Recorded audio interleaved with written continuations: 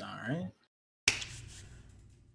Are we live? Are we live? We're live. What's up, everybody? Welcome to One Piece is Real, Volume 4. Last volume, we were talking about Boa Hancock. We were talking about trauma with Murphy, Napier. Before we get started with the show part, we came up with something. We found out Murphy is a rat just like us. So we found out she likes to kick puppies, she hates caribou, and she hates Doflamingo because he killed baby oars. So these are all, I love learning the inner rattiness of people that come on here. Par, we discovered your rat at the Reverie. We knew it. You and Morge, that thing, it was great. So fantastic. So at this point, rat is an affectionate term, so we might be using this, from time to time, but this isn't Par's first time. The first episode, which is a very special episode, Par, I had you on. It was a pleasure. Par literally reprimanded me aggressively in New York, saying I should be making more content, and I told him about this, and he said, if you don't do this, I'll never forgive you. So Par, we're on episode 4. I'm bringing you back because you helped me inspire this, and this is like one of our favorite arcs. That we have a lot to talk about with Fishman Island, but before we get into that, how you doing, man? Like a lot of life is going on right now. You're into the new year. What's going on? Yeah, I mean, this will be like the second stream. So for people that are watching, I was like, people were like, "Oh, do you want to stream like at the end of December, beginning of January?" But I was saying no to everybody, and the first episode of this, the One Piece is Real, is the only thing I said yes to. And the reason why is because I was expecting my newborn son, and so the last month I got to experience, the first month of fatherhood and all that. And this is the, besides the Reverie, this is the first thing I come back to, honestly, for in terms of actual like streaming. And so I'm happy just to talk One Piece, and no, you know me, I'm super excited to talk to you about like the serious stuff, but also like connecting, because I think like, that's at the end of the day what I love. And you're a great guy to connect to, Jay. I appreciate it, man, and thank you so much. I feel like out of everyone in the community, I feel like we're on the same wavelength on a lot of things when it comes to like real personal introspective discussion. I think you're the most open YouTuber I've ever had the pleasure of talking to. So like for me, it's very easy to talk to you about these subjects. So I definitely had to have you on for a second one, maybe even a third one.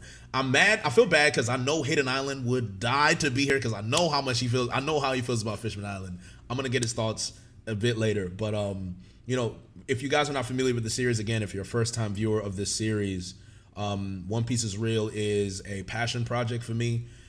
People will see that maybe my love for One Piece has died down a little bit, or my passion is not as strong. But when it comes to topics like this and real life subjects that apply to our lives, that we can really dig deep and connect with One Piece the way Oda, I feel like, intended, that's what this series is all about. And I think with the subject we're talking about with Fishman Island, we've delved into this subject quite a bit. I've done a 2-part series with Braga talking about Fisher Tiger and Arlong.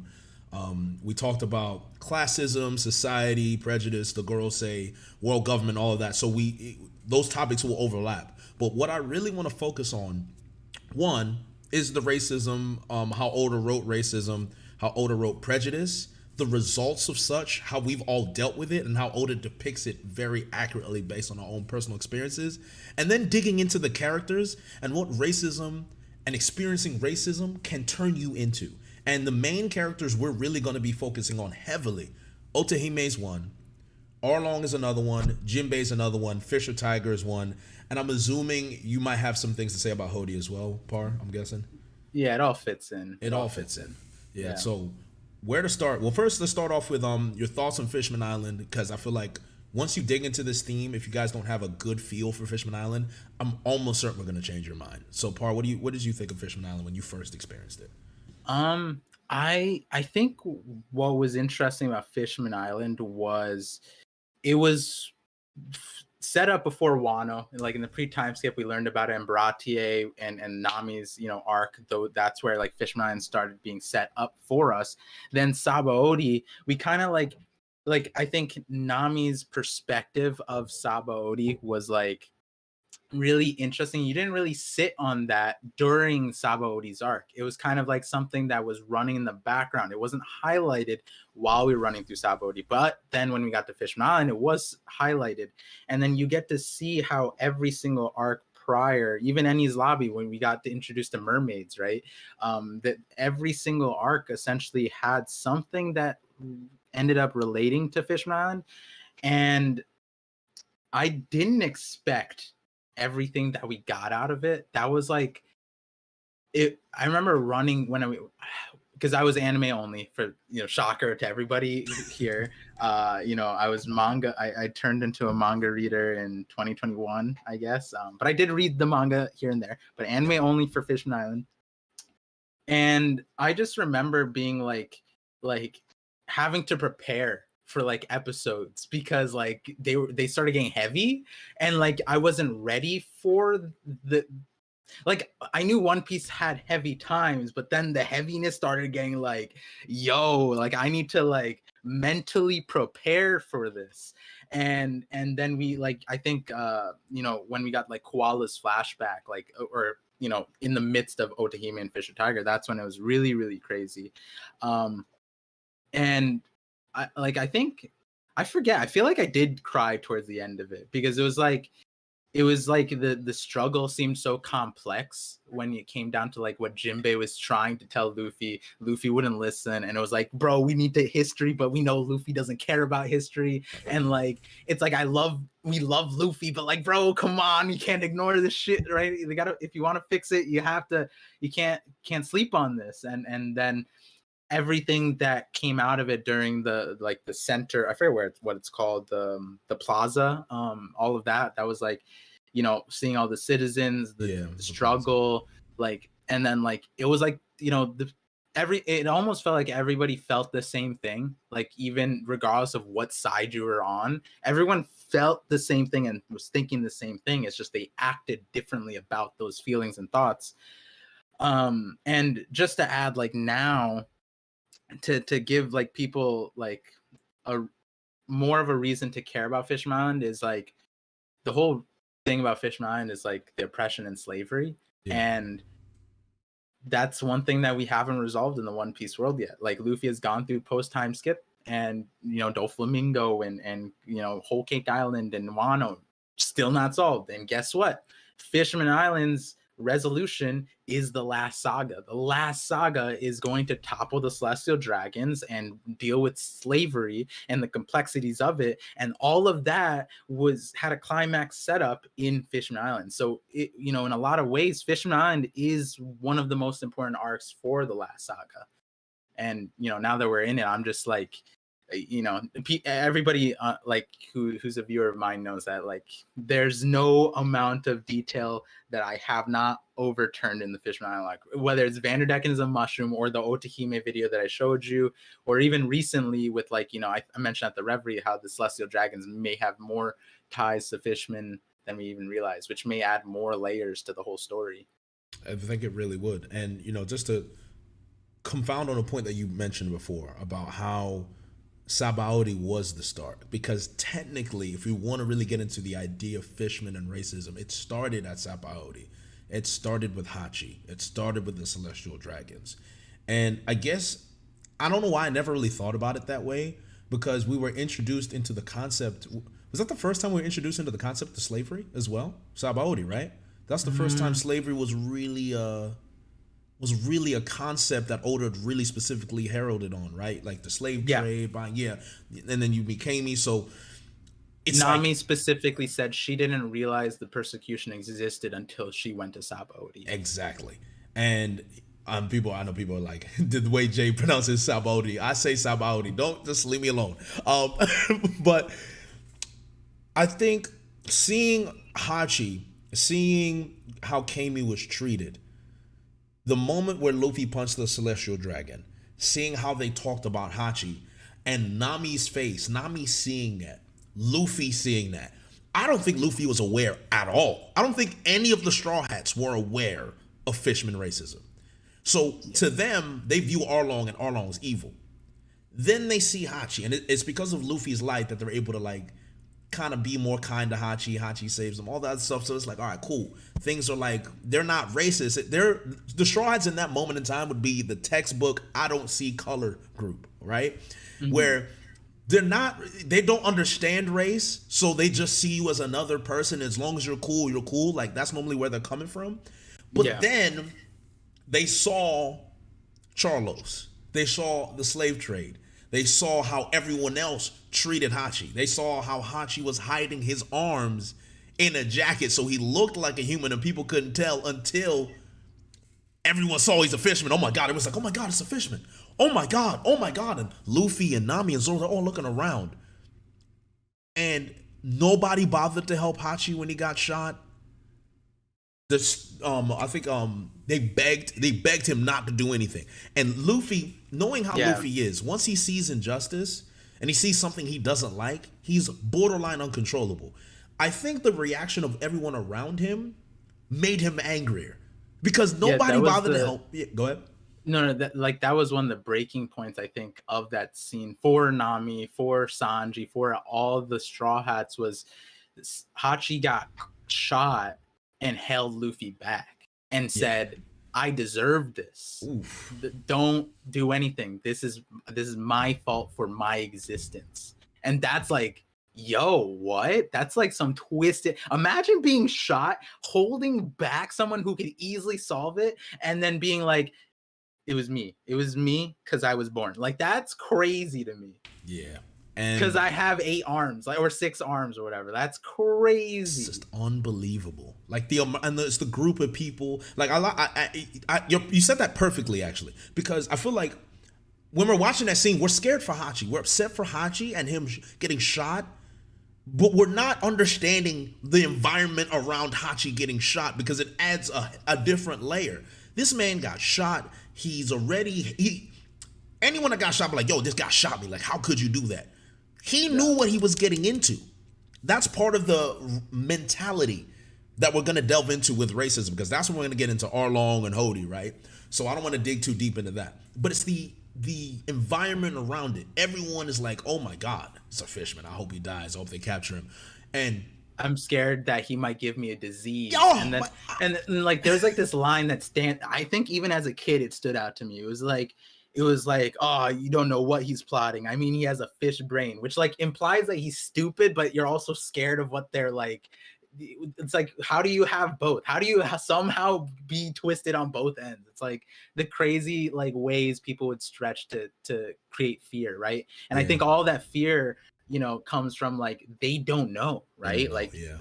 And it's just crazy how not knowing and ignorance can breed that kind of like disgusting thoughts. It's just that's it.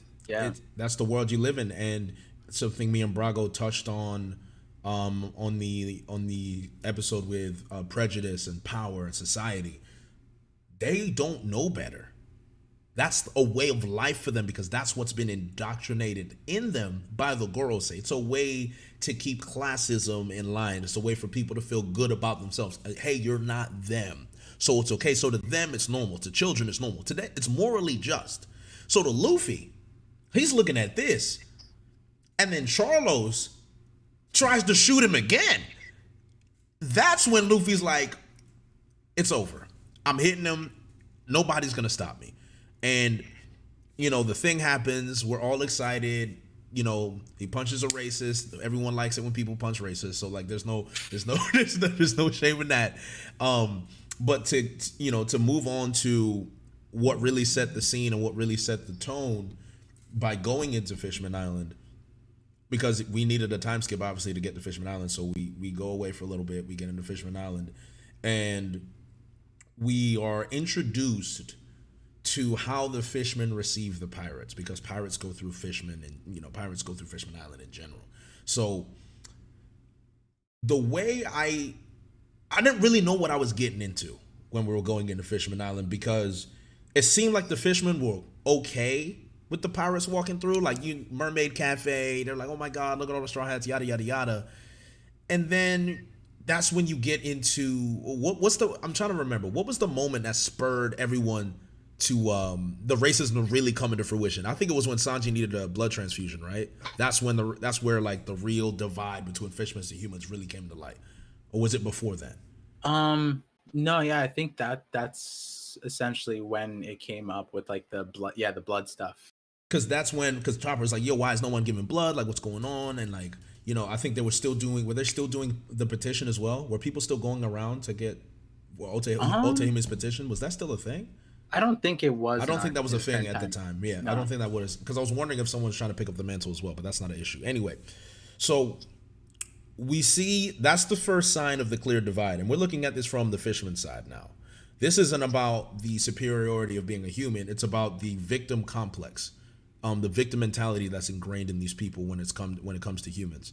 They're in their own world, they're in their own turf, their own surface, so they're fine, they're comfortable. But when someone steps in, it's like this wall. Hey, there's been years of pain and suffering that we've witnessed firsthand.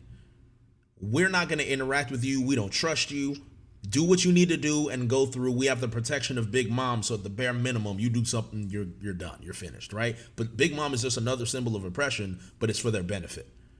That's why Right. they tried the world government, because again, it's for their benefit, but it's still a symbol of oppression. So these guys are only used to humans as symbols of oppression. That's when we get into Jinbei and Luffy's fight.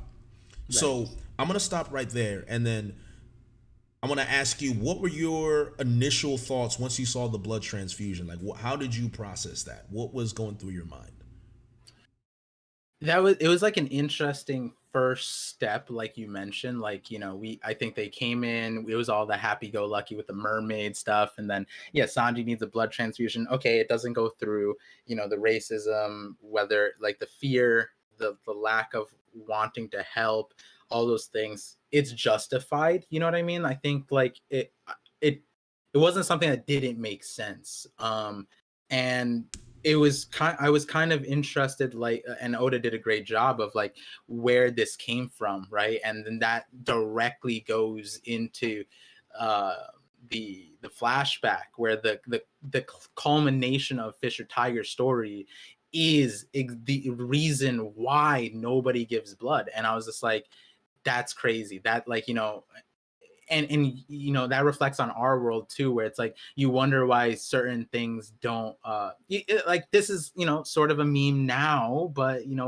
Rosa Parks was still alive a few years ago, like not that long ago. Yeah. And the whole, like, if you took someone out of context and then brought them into our world, and you'd like, oh, like, go to the back of the bus, right? That's like a random thing that just doesn't make sense unless you know her story, right? And that's like Yeah. the same, like, even that's even more obscure than what this one is, where it's like, why won't these people give the blood if it's the same blood?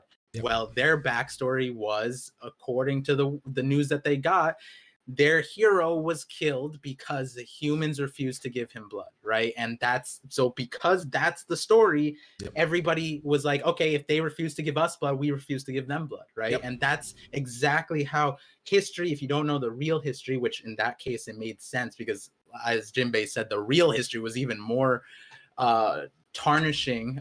We don't know if it would be more, like, if it would have been more damaging or less damaging to the history of Fishman, right? Had they known Fisher Tiger, their hero, had been enslaved, that's why he raided Marriage Rod. That's why he was doing all these things, and so their hero was also lesser than in the human eyes. He wasn't this conqueror anymore. He was this redemption avenger kind of person. In his eyes, he didn't want the people to know that, but maybe that would have been a better history than what was actually told by Arlong, because Arlong was the one who like spread the news that humans refuse to give the blood. So that's like one of those contexts that it's like, yes, that's what that's what Fisher Tiger wanted, but is the future that Arlong created the one that Fisher Tiger and Otohime ultimately would have wanted, or did that detract from what they wanted? And it's this whole complex issue, because you do, like, even though it's fiction, it's like I can't imagine like, it's kind of one of those things where it's like, regardless of what there was, there always would have been oppression. It's just which font it would have been in, right? Exactly. So it's really interesting when it comes to that. And so, to circle back, it's like that blood thing, it seemed like such a, oh, like, it's inconsequential, but then it became like, Oda used that and really made a foundation of how history changes the future of things and how things continue to, you know, racism and discrimination continue on both ends on Yes. that light. You know, I love that, you know, this series kind of all ties together. Like every topic that we've spoken about can automatically tie to another volume and another episode of this series, because your comment about them not telling them the real story. That's what all of volume 2 was about with Prago, about how history is written by the victor, or history is written by whoever holds the pen at that time, and that will shape history, and it will shape how people behave. It'll shape how people develop. Like it shapes generations of people and generations of thinking, which is why power is so dangerous, because power comes with history. History and power are kind of, you know, they come together. And the fact that Arlong perpetuated that story to fit his narrative and to fit his hatred, which honestly, if you think about how Fisher Tiger went out, it's more in line with Fisher Tiger than it is Jinbei and Otohime. Because at the end of the day, Fisher Tiger could not overcome his own hatred for humans at the very end. And I don't want to talk to, because to me, that's one of the most powerful moments in the series, is that Fisher Tiger moment. But it just goes to show what racism and prejudice can do to the mind, can do to people. And it's honestly one of the most, I don't want to say evil, but I think it's one of the most evil weapons we've had in human history, is racism and prejudice, because of what it does to the mind and how it categorizes people. We as humans, we categorize people. We can't function without putting things in categories. I'm here, I belong to here, I belong to this tribe, I belong to this culture. Human history is rooted in categories.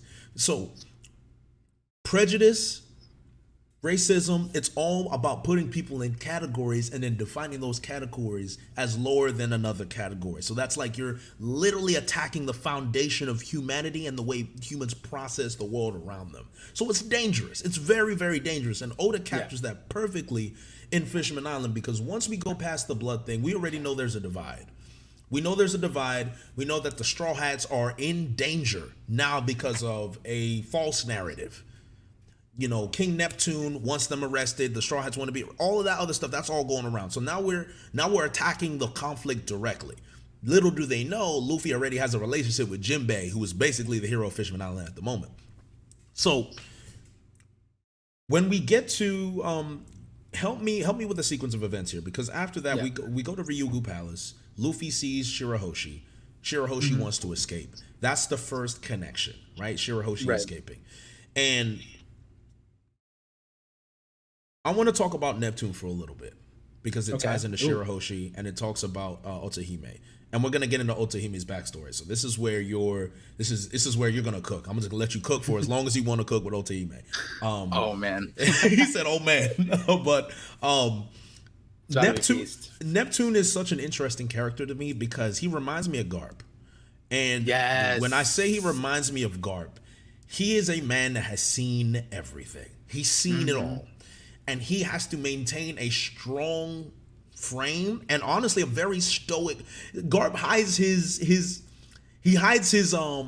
mind behind his happy-go-lucky attitude, but he's really a stoic man. Like, he's very stoic, because the things that he really believes in, the things that he understands, the things that he knows, he puts them aside because of his duty. King Neptune's duty is to his people. That's it, the benefit of his people. So at the end of the day, he has to always process what is the best decision right now for the greater good. If Garp wanted to make a decision to save Ace, Garp could have saved Ace easily. He could have. But Garp understands who he is as the symbol of the Marines. If Garp betrays the Marines there, the Marines fall apart. They completely fall apart. I know some people would say, I made this statement in one of my Garp videos, so Garp is my favorite character. From a character writing perspective, it's Garp. He's my number one. I like Garp. Yep. Garp is the most important Marine we have, I think, because he's the symbol.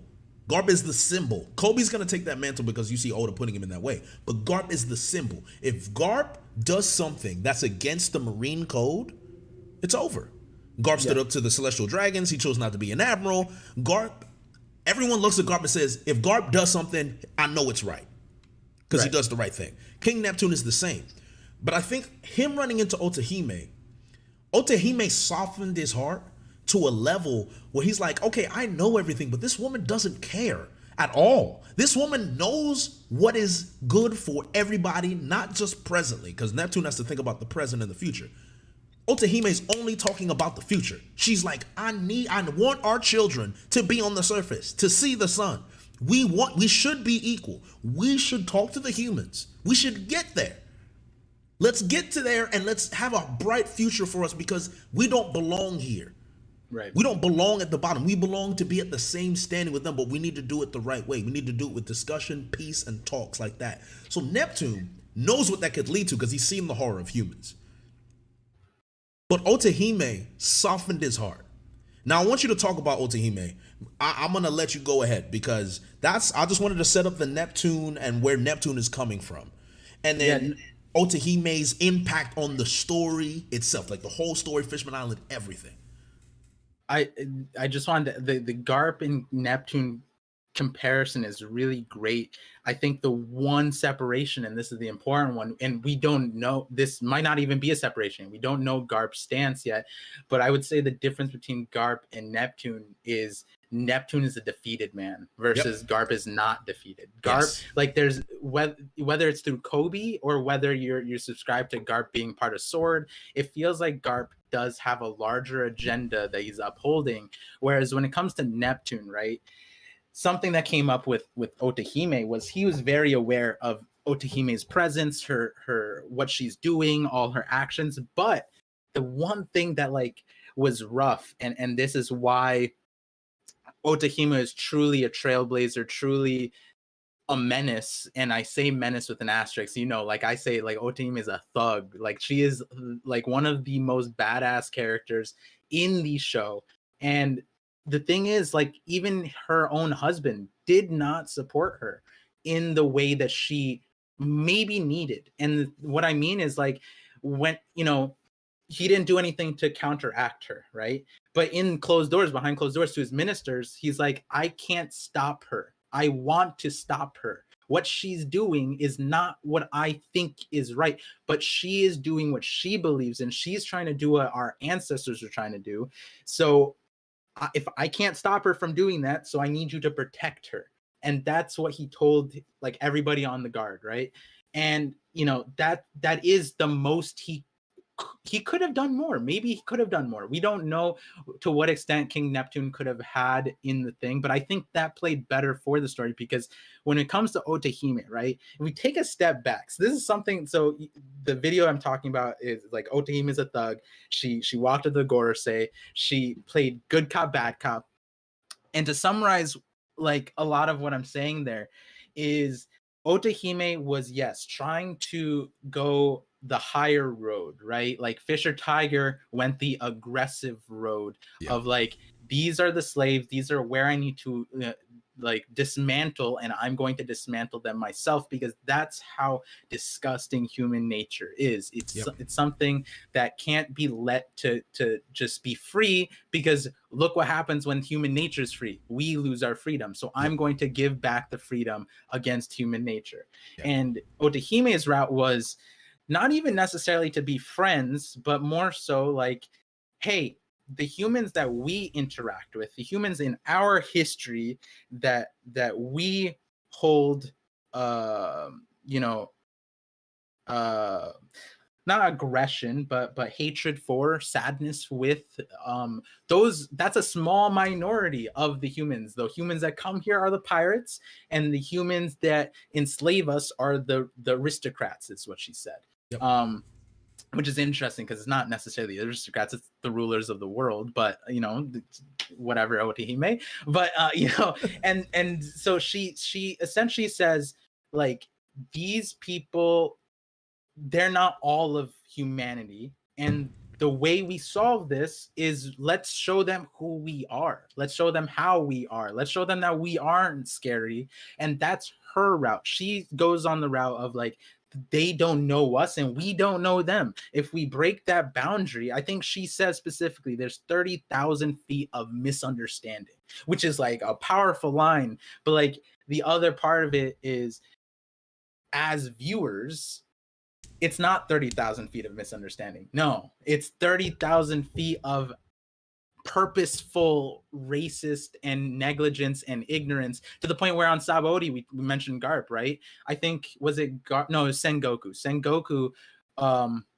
was getting the reports of the human auction house, and the vice admiral, whoever the hell it was, he was like, oh, I mean the human employment building, right? Like, oh my god, bro, they know what that is, right? That's not misunderstanding, that's willful negligence, ignorance of the truth, right? yes, yes, And so, you know, on Otohime's side, she was being optimistic, and so she goes to the story, like, you know, wanting to, you know, get these petitions and all that stuff, and then our Fisher Tiger goes out and does his thing. But then when Fisher Tiger fails and dies, that counteracts her petition work, right? Because she's all the people on the that signed the petitions were like, the humans don't, Fisher Tiger saved everybody, not just humans, everybody. yep, And you're telling me something that good was rewarded with death?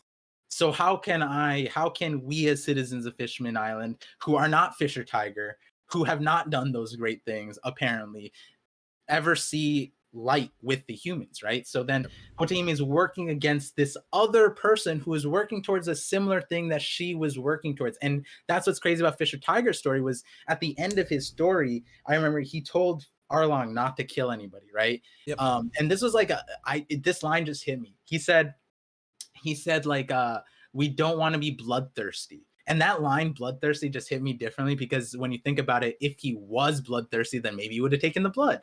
And so, but he wasn't bloodthirsty and all that, but this is a play on words. And so he essentially was just like, you know, I wonder if Otohime sees me and Arlong who's killing people, and Fisher Tiger who's not, and just focuses on freedom. I wonder if Otohime sees us as the same way, right? Because the way Otohime was going about the same thing that they were trying to do wasn't the same way that they were going about it. Yep. And that's like a, you know, a reflective line on Fisher Tiger. And then in his death, what did he say? He said Otohime was right. Otohime ultimately has the right idea. That the right idea is to not perpetuate the hate onto the children, Yes. which is what he did. Yes, he, you know, might have failed ultimately, but he ultimately did succeed. And I want people to know that, because had he not existed, what would have happened to Koala? Koala was the child on the human side that he taught fishermen were good. He did what Otohime said needed to happen through Koala. Yep. And that very same line resonated to Jinbei, because when, you know, fast forward a little bit, the Celestial Dragon comes down, Charlos, right? No, Mosgard comes down. Yes. Mosgard comes down. Otohime is there. The fishermen receive Mosgard, and they're like, yo, you're on our turf, right? Like, you have no power, you don't have your guards, and they still have restraint, which is like the craziest thing. Some of those people were the slaves. Yep. They were the slaves that were there. They probably knew Mosgard. Like, they might have been underneath him, because from the reason why Mosgard went to Fishman Island is because his fisherman slaves and mermaid slaves escaped or were set free. And so he wanted to reclaim them. And even then, they were like, I know I shouldn't do this, but I want to. Because of Otohime's influence, man. And that's what's crazy about, like, when Otohime shows up, right? See, when she first was introduced in the flashback, she is reprimanding a fishman thief. Like, he stole from somewhere, right? Yeah. And so she, like, actually physically assaults him and is just like, you can't do this, because I understand you went through trauma. You lost your house. You're struggling. You can't feed your kids, but you can't resort to crime, because then you continue this cycle. And ultimately, she, and this is what they touted her as, is the embodiment of love. And the thing is, love isn't just like, you know, happiness and you know, all that. It's tears and difficulties. And she cried with him. She shared those emotions, and he ultimately changed. And that was breaking the cycle. And so now we fast forward to when Mosgard comes down. it was when the fishmen were about to shoot, right? She said, "Stop, the children are watching. We Yep. can't let this cycle continue." And that's where even Jinbei was just like, our Fisher Tiger's dying words were essentially like, the cycle ends with the children. It all focuses on the children. Absolutely. And so at that point, that's where Otohime's story changes. It's something that I don't think a lot of people recognize, but we talked about this, I think, in the previous One Piece is Real thing or in different calls, was that breaking the cycle through love is idealistic. Fisher Tiger said that. And as we just mentioned, it's not 30,000 feet of misunderstanding. No, that can't be solved with just love and happiness and positivity. And that's where I think Otohime had she saw something that made her realize she could go on the aggressive. And that's where I think, like, you know, the video that I made comes in, where she, in that moment, Mosgard's down there. Mosgard holds Otohime hostage, and then Shirahoshi starts crying. And obviously the Sea Kings come. We know now that she's Poseidon, all that, right? And so, you know, that stuff kind of settles, and Mosgard starts to leave Fishman Island. And while he's leaving, the animosity is still there. And Otohime still sees that, and she says, "You know what? We can't leave this opportunity on that note. We need to do something about this." And so what she does is she offers herself up. She says, like, "How about I go up with you to speak with the Celestials?" Oof. And that was like, I think when you're, you know, in terms of Fishman Island, because I was anime only, when that happened, when she said those words, I was just like, no, no, no, don't do it. Don't do it. No. I don't care how much you could be the embodiment of love. I don't want to see that embodiment of love tarnished, destroyed. You know what I mean? Like the way Fisher Tiger was. Fisher Tiger went up there for adventure, came back as a slave. What could happen to Otohime? And we, you know, preface this conversation with what Oda prefaced us with Sabaody. We saw what would happen. Just if you're a fisherman, you're disgusting. If you're a mermaid, you're immediately collared.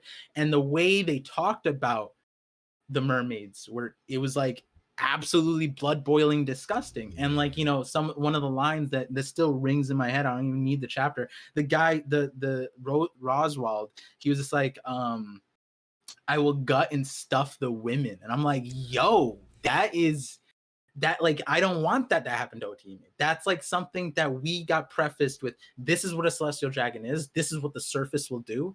She's gonna go alone? Ain't no way. Like, I don't care how optimistic, I don't know, like it's a fictional story. No, like I watched SVU, I know what happens here. And I think in the anime they might have broke it up, but the manga does a little bit different, where she says all that. And the reason she says that is saying, like, essentially, I need to go because if King Neptune goes, he's the king. He's this big, strong, giant looking, monstrous fish that no one's going to hurt him anyways.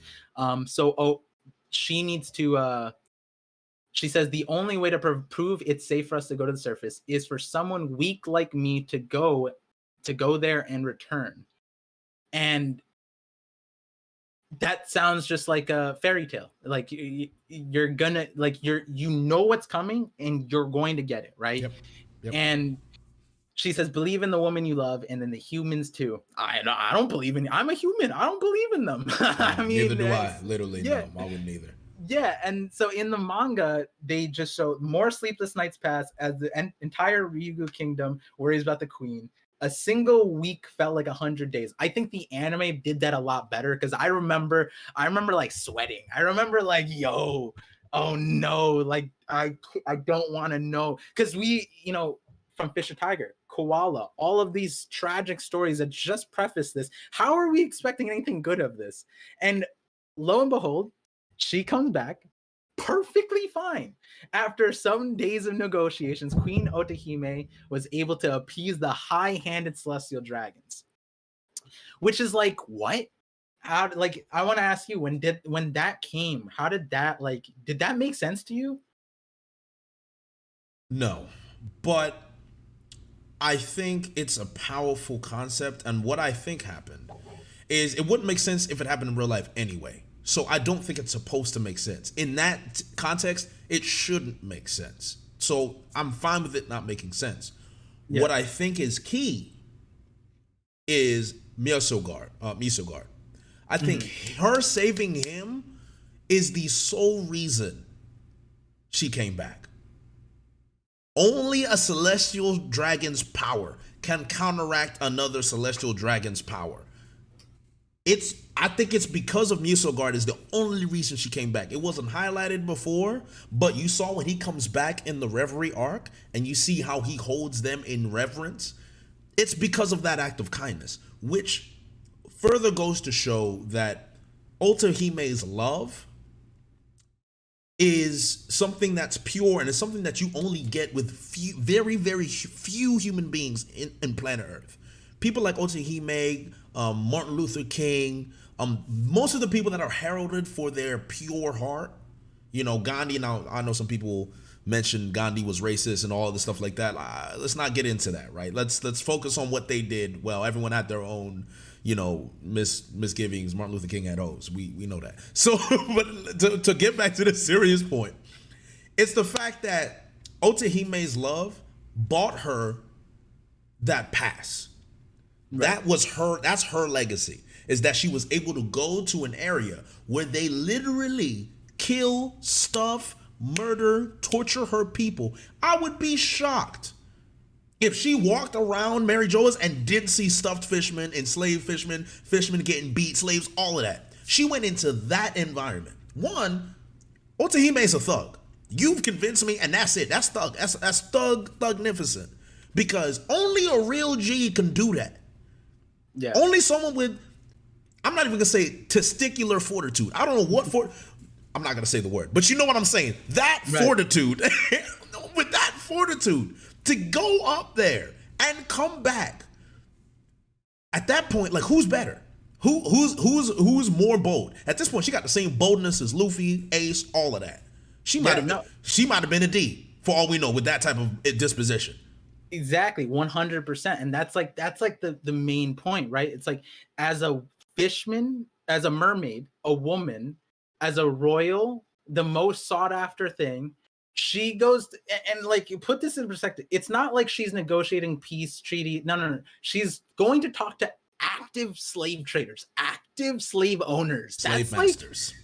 Exactly. You're and talking it's like to slave masters, like the gods of slaves. And it's like, I don't think, like, yeah, Fisher Tiger raided Mary Joa, but it's like, arguably, right? Fisher Tiger had the vendetta, had a lot of things that went there, and he took everything in his own hands to make that happen, right? Whereas Otohime is doing this while under the understanding that she can somehow turn the slave masters, and that's where, like, you know, the question becomes, right? She goes up there with this plan, right? And we see how Mosgard is when he's leaving. He's not exactly the happy camper, right? The love that she gave, right? It's like it's a week, right?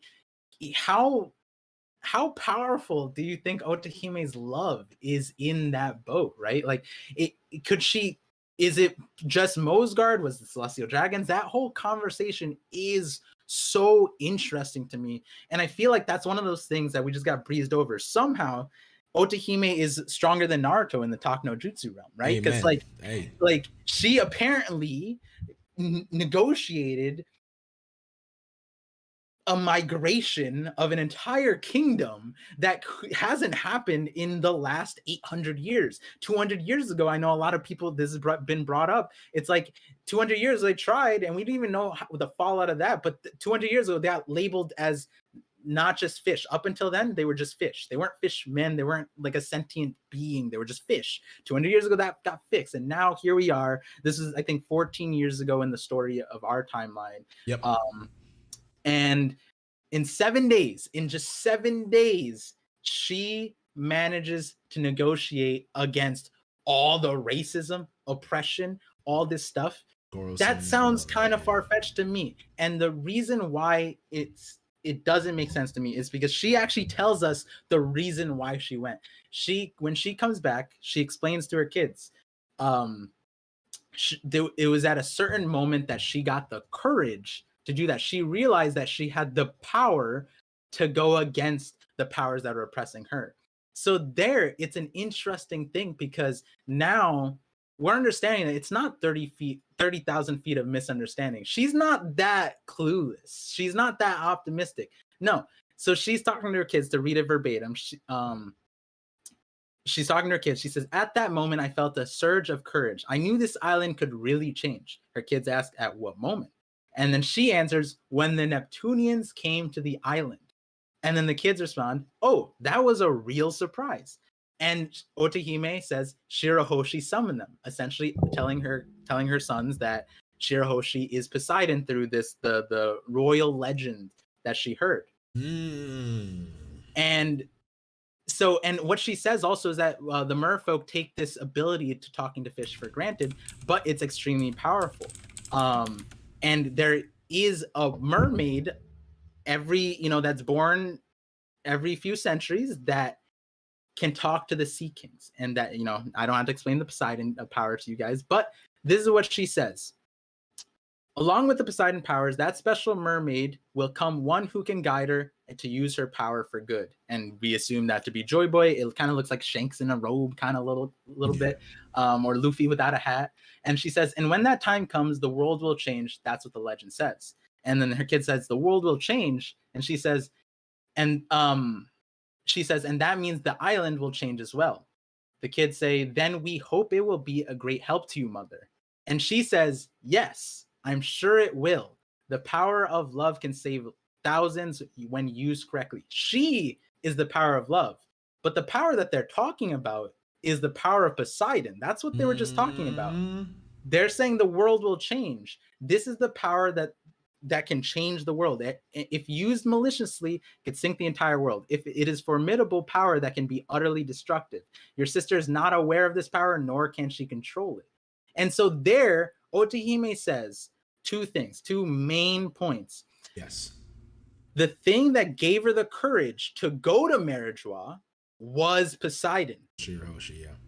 And when her kids said, "We hope it'll be great help to you," she also responds as, "Yes, I'm sure it will." And so to me, now it's not Otohime going up to Marajwa, just, going up to slave, like, as ridiculous as that sounds, the power of love, talk no jutsu. It wasn't just that. Now it's Otohime strategically understanding what Poseidon is, what Poseidon can do. And so it may be that she negotiated with that claim as Mosgard being the witness. The understanding that, hey, we can control sea kings. We want to come up to the surface. And the reason why that's important is because we saw how much frustration Otohime went through in the arc of this flashback. She went from, "Hey, let's sign this petition, blah, blah, oh, you want to take back your petition, blah, blah, blah," all this stuff, right? And then we saw what happened. She went into a drunk mess over the overcoms and just be like belligerently like everybody in the islands, like, "You're idiots. You're all rats. All of you are rats." And it's like, how much of that can you take, right? Like, I think in the same light of a Fisher Tiger, Jimbei, Arlong, Hody, they can't take that level of frustration, right? Yeah. Otohime was so strong in that she was fighting her own people to follow her dreams of having everyone go to the sun, for it to be constantly broken down, chipped at. And it's like every single thing was out of her power. Arlong, Fisher Tiger, all of the things that happened to them, she can't blame them, right? What did she say when Fisher Tiger's story ran its course? She said, "I heard the pain in his heart. That's why I could not stop him." Right? She can't blame them. All she can blame are these humans. Yet at the same time, she's so frustrated. I think in that chapter, I think it's 625, that's when she's like, "Okay, like, God is on my side. The world is on my side now. My daughter, all she needs to be taught is love. Yep. And who better than to teach it than the embodiment of love, Otohime? Yep. And with that power, she will become the person that uses that as the leverage to negotiate with the celestial dragons, which makes way more sense why in just 7 days they're like, okay, we agree that you guys can come up here. And we know how hollow and shallow that agreement would be on the grand scale of things, but what choice would they have if Otohime went up there and said, we can control the Sea Kings? And there's more logic that goes into that, because the other part of it is that Mosgard we see in the Reverie, at the Reverie arc, is really interesting about that, because it was the moment when he acted was when Shirahoshi started crying. He could have acted at any other point, Anytime, but it was when Shirahoshi started crying, and to me, I was like, yo, this bro has PTSD from Fishman Island. Can you imagine them actually trying to take her away, and them Neptunians be like, wait a minute, son. Oh my God, the Reverie would have went crazy, dog. Oh my goodness, son. And it's like that recognition of power might be there. Like, right? Like, okay, the last time Neptunians came is when this girl cried. Yo, they're about to make her cry again. We ain't dealing with that. And so now you can recontextualize the Otohime story just a little bit, because you can see how desperate oppression, racism, discrimination makes you, right? Yes. We saw with Fisher Tiger. Fisher Tiger would not, right? Like we just talked about how maybe the story, One Piece story in Fishman Island would have been different had the true history of Fisher Tiger been said, right? Who knows how that story would have went. But on the flip side, who knows how the story would have been better if Fisher Tiger overcame his hatred to take the blood and continue living and continue his cause, his mission, because that was a viable option, but he could not overcome his hatred, right? In the same light, it's like the stoicness of King Neptune. King Neptune knew Otohime, what Otohime was doing was good, but he couldn't back her actively because of what? His hatred and his acknowledgement of what happened to Fisher Tiger in the history, right? Yeah. Otohime was a character, probably the last battalion in that front of like pure peace. And maybe, right? Everything I said is still a maybe. It's not canonic in the story, but you tell me, does it make sense? She went face to face with the Celestial Dragons, negotiated her freedom, or did she have essentially a nuke behind her, right? She had a nuke, 100%. I'm like, you've convinced me at this point that had to be the way. That's the only way to get them to actually listen to her, I'd say. Right. And you think about our world, how do you get America? How do you get Russia? How do you get all these countries to listen when they're the nuclear countries? You have to have a nuke. And that nuke can come in different shapes or forms, but essentially Poseidon is the One Piece nuke. The ancient weapons are that. And something that's really interesting about all this is like the One Piece story would have been so different if Otohime lived, but then we get the loop. We get the cycle, because by Fisher Tiger's actions, by Arlong's enablement, right? Fisher Tiger essentially enabled Arlong's behavior, but then when Fisher Tiger died, that empowered Arlong to go his own route. Those two things created Hody. And Hody is the exact thing that both Fisher Tiger and Otohime were warning the world against. Don't teach the children hatred. And Hody was taught the hatred, and this concept expands outwards into our world, right? The best way to oppress, the best way to oppress, you'll see it in any anime with this thematic, any history, any war tactic, is to take down the leaders. Always. You take down the leaders. And that comes in many shapes and forms. Fisher Tiger killed. That was a leader. That was a leader that might have changed the course of Fishman Island history. Look what happens after Fisher Tiger. The world government, they recruited Jinbei because they want to bring Jinbei onto the side. That's not taking out a leader, but that's diffusing a leader. That's taking one of their leaders and having a mixed bag, essentially, right? Like Jinbei is now tied to both sides. He has a a thing to both ends as a warlord, right? And then ultimately what ends up happening is he forsakes that warlord status to join Whitebeard, right? I think that's kind of how it went. And then when he joined the Whitebeard Pirates, then he was captured at some point, something like that, right? But the world government diffused another one of the leaders, Jinbei. And that's another important thing, because another line that kind of glazed over, and this is before Fishman Island, was something that kind of like made me curious, was the Gorosei in chapter 594. This was on the outset of what's it called? Marineford, right? Marineford War happened. All the things that come out. The Gorbachev looking guy in the very center, first panel, he says, Jinbei is fully against us now. I find it very unfortunate because his joining symbolized peace and understanding between our species and the fishmen. And I sat there and I was like, why is that important? Why is the Gorosei talking about peace and understanding between? You never cared about this shit. And why do you care now? And that's where I was like, oh, is the peace and understanding because you're afraid of the weapon that they have, which in this timeline, yeah, would be, even if they don't know what Poseidon is, they know what the power would be, right? They would know what I mean, they seem to know Wano stuff, so I wouldn't be surprised if they know Poseidon stuff. And so again, circling back, that's why they had Jinbei. When you think about it, really, that's why they had Jinbei. The warlord status was to diffuse all that stuff, diffuse all the pressure. Now, and then the exact thing that Fisher Tiger and Otohime were fighting against ended up being the last battalion's removal, which is Hody ended up killing Otohime, the shining star, the embodiment of love. And then that is how the hatred cycles, where essentially he's killing his own kind because and the thing is about Hody is the same thing you said about Arlong, the same thing you said about Fisher Tiger specifically. Yeah. Can you blame the pain? Can you blame the frustration? He saw his heroes getting dismantled one by one by one. If Otohime stayed alive, it was almost like, when you think about it, it's almost like I would rather kill Otohime than see a human kill her, right? But he had the human do that, but it was all done by him and orchestrated.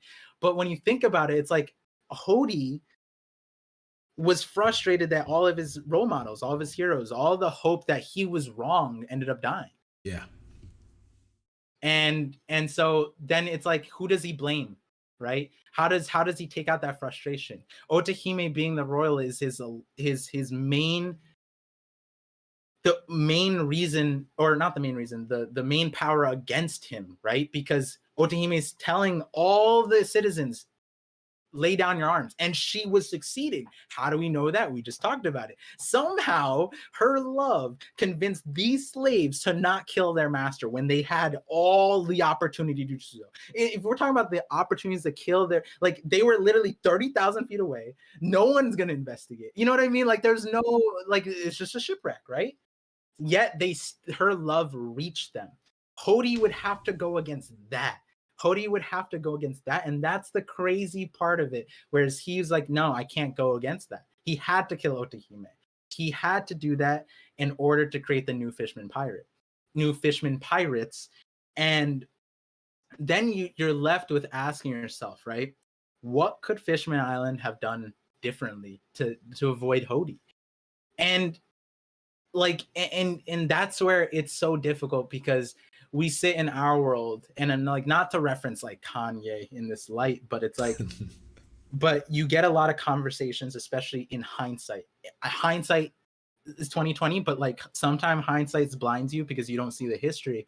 Yeah. It's that you sit there and you start blaming yourself, right? You start blaming, like, our community could have done this differently, could have done that differently, could have been different, could have, you know, we should have, you know, we saw it in Wano a little bit, where the daimyo were like, we should have backed up Odin, right? We should have done that sooner. In this light, it's like, we should have backed up Fisher Tiger. We should have backed up Otohime. Like, you could sit there in hindsight and say, blame yourself and all of that stuff, but then it's like, no. And that's why Fishman Island is so traumatic and such a tragedy, because no matter which direction you go, none of these people were capable of doing it on their own. They Nope. needed help. Even Otohime's blind faith in it. It's like she needed Poseidon. There's no 30,000 feet of no. She needs 30,000 feet of Sea Kings, bro. Like to dismantle this stuff. Like we do. I don't even know if Luffy right now can still do it. Right. No, That's how much help that she needed. And that's how, like, when you see that struggle, when you blame Hody, Arlong, all those people, it's like they spun out because of how oppressed and how much desperation there was, right? And it's like then you look at what Arlong did. It's like he saw what the humans did and he recreated it. And it's like that was his version of like, hey, like I can't beat them, join them, or do it in a same way. Maybe I can start up my own version of this, that kind of thing. Like if I can't beat the humans, how about I try being the humans and showing them what they did to us, right? Yep. And I think like, going back to like Oda's display of a Fishman Island, I think a lot of the gripes come from like the power scaling side, the Straw Hats came back from the time skip and like this is what they showed, and other various things that aren't core to the thematics. Because when you sit there and look at the thematics, it's like Oda hits you with like if you look at like America's history in slavery and BLM and all that stuff and the leaderships, you can point to all these characters and tie them to, and make a one-to-one, and Oda made a beautiful wrapped piece, like testament of just how brutal systematic oppression and racism takes you, where it's like you end up fighting yourself. And then what did Jinbei say? Jinbei said at the end of it, it's like, we can't rely on humans, we can't rely on you, you have to watch your friends be captured, blah blah blah. And it's like that's the cycle continuing more, right? Like the more fishmen hurt humans and humans hurt fishmen, that's the problem, right? You have to break that cycle and instill something different. And I think like ultimately the desperation comes into full force. I forget what chapter it was. I think it's like 636, 637, around there. Yeah. Chapter title is called Friend or Foe.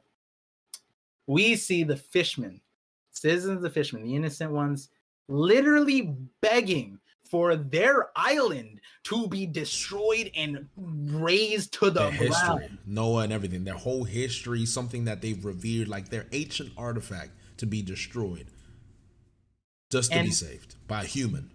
Yeah, they were like, Straw Hat, Luffy, come save us. We don't care that you're a pirate. We don't care that you're a human. Come destroy our entire existence so that our problems can be stopped. Because they were so powerless against themselves. And that goes to one of my favorite lines, in the sense of it really digs deep to how, like, what a good person is. And I talk about this in my Sanji video in the terms of when it comes to sadness. Oda really, there's this thematic around sadness that surrounds the fishmen that I tied to Fishman Karate and water stuff. Go watch that. But the thing is that the initial philosophy, I think, that Oda derived, like joy, sadness, wonder, like all these things from. Sadness is recognizing that there is an evil inside of you. That is like what true sadness is. And you look at what Fisher Tiger said. He said after like the Otohime lines, he says, let me pull the exact line actually. He says, he's talking to Jinbei, Queen Otohime's quest is an idealistic dream. Does she see any difference between me and Arlong? And then Jinbei has no response. And he says, the thing I fear most is the demon inside of me. And that is what a truly good person would do. They reflect, they understand that they're not a good person. Self-aware. Fisher Tiger in his death knew that, like, I'm being selfish. I want people's freedoms and I'm not doing it Otohime's way. That's the right way. All this stuff, right? And then when you look at it, right, the fishmen were somehow conditioned to still blame themselves. By the end of the arc, we still see that when they're killing, when they're about when they have the opportunity to kill the celestial dragons, they doubt themselves, even though I think 99% of humanity would say that's a justified, that makes sense. You know what I mean? It's like Rob Lucci and Admiral Ryokugu are the only two people that be like, no, the gods, you got to predict the gods, right? Outside the celestial dragons. But and then you go to Fishman Island at the very end before the major war. It's like the fishmen are fighting against themselves, and it's cycling back to themselves. We kill the humans, we hate the pirates, we love, like, we want to see the surface, but we don't believe in humans. All this stuff they're fighting, and then at the bottom of all of it is this hatred, anger that the citizens, the citizens outnumber the new fisherman pirates. Sure, there's 100,000, but there's like what 5 million plus of regular things. Yeah. But at the end of the day, it's like what the new fisherman pirates was something that at deep down at the fundamental level is something that the citizens kind of were behind, and that is the demon that people were afraid of. And to me, like, again, just reiterating that, I think that's what makes the entirety of Fishman Island, like the citizens, all like just better humans, because like, or better, existences in that regard, because they could have easily every single one of them could have, no one would have blamed them if they ended up like Arlong or Hody, right? It would have been wrong, it would have been bad, but you would sit back, right? Nami, coming back to Nami firsthand experienced the opposite of a koala experience, right? Yep. Fisher Tiger saw Arlong saw what Fisher Tiger did with koala and was not happy, and decided to do that same thing, but to Nami.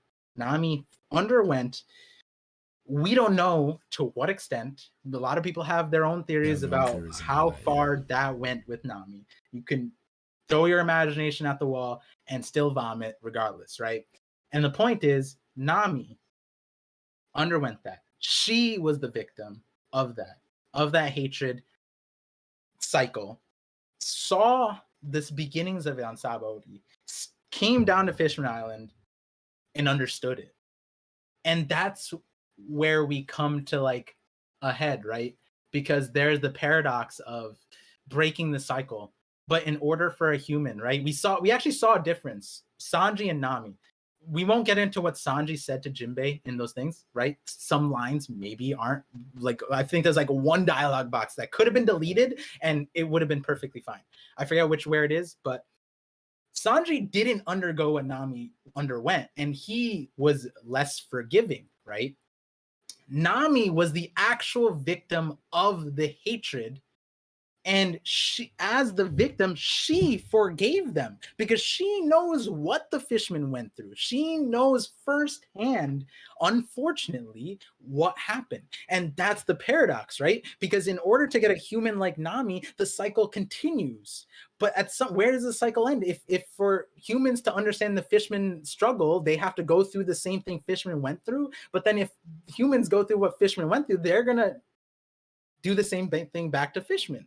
And it's like, that's the problem here. And then, I think that's where like Luffy, Jinbei, and all of these complexities, when we're going to the last saga, we're finally gonna start dismantling the larger concepts behind that, and hopefully break that cycle. And that's where Oda will take Fishman Island. And if Fishman Island wasn't a top tier arc in your opinion already, I think, if you have a friend like that, tell them to listen to this episode. But like, they will, they better.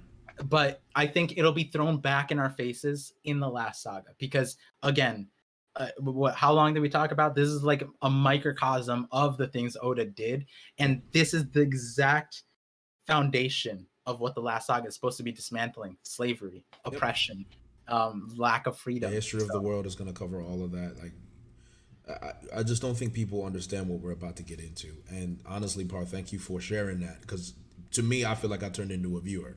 It was great listening to that, because there's a lot of things that I didn't really conceptualize until you brought it to the forefront. And I think what you did is you have explained the fisherman plight in particular, the fishermen as a whole, Otohime, Fisher Tiger, Jinbei, Arlong, Hody, the people of Fishman Island, Neptune. You've able to conceptualize and put it in a package where you're understanding the motivations of every single character, and then add into the new concept that it was the power of Poseidon that brought leverage to the table for those who already think you're inferior. And it goes back into human history. People are power. The people are power. The people, if the people believe that the dollar is worth a dollar, that's power. If the people believe that God is real, God is power to someone who is the messenger of God. That's what people need to understand. And then there are weapons and violence. That's also another form of power, which is what the ancient weapons represent. Poseidon is power. And the one person that takes that power is now considered a world power. And so if you think about countries like the United States, we have military, nukes, economy. Sometimes we're in debt to China, we're in debt to all kinds of countries, but that debt doesn't matter because we have leverage, and we have more leverage than any other country. Arguably, I'm not going to get into politics. I'm sure there's some political majors in there that'll be like, "Oh, that's cap." I'm like, all right, that's fine. We're just talking about like China, Russia, these countries. To cover your bases, I think in the One Piece world and here, it's not necessarily even power. You could be weaker, but it's the illusion of power. It's the illusion, exactly. So we had the illusion of power for the most part of the peaceful history post World War II, right? Yes, we have the illusion of power, and as long as people believe that illusion, you win. And it's the same thing with the doctrine of racism. It's an illusion that you are beneath somebody else. That's not true. It's not true. It's an illusion. But it's that illusion that moves the needle. And until love is a beautiful thing because it's intangible and it's felt and it's delivered and it changes. But love is an agent of change, but it's not what can bring someone to the table. Especially someone that knows love is power, but knows where real power is and what the illusion of real power is. Love is something that any common man can feel.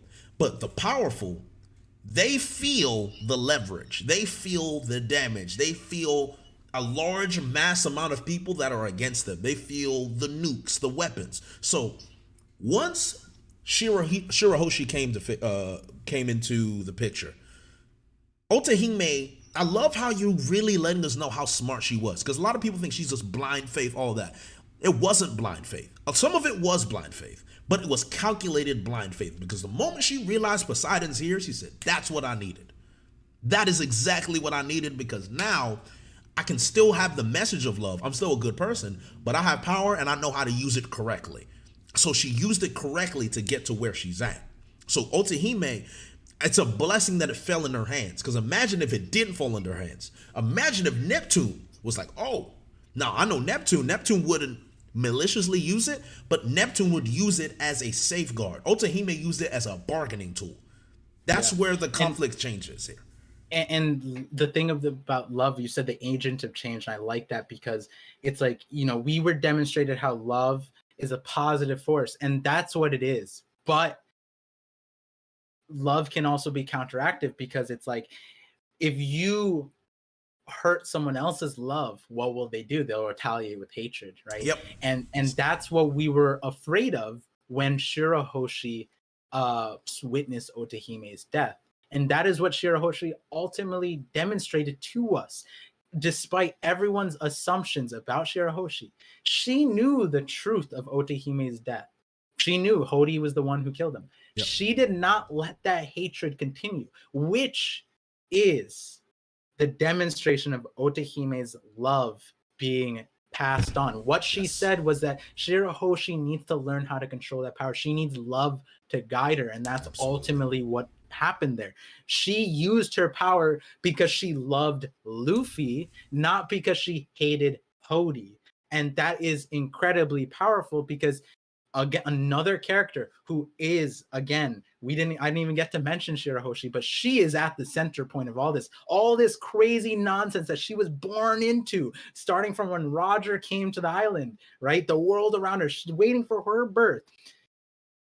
Mother's dead, right? Mothered in childhood. She didn't even, I don't even know if she got to speak like full sentences at that point.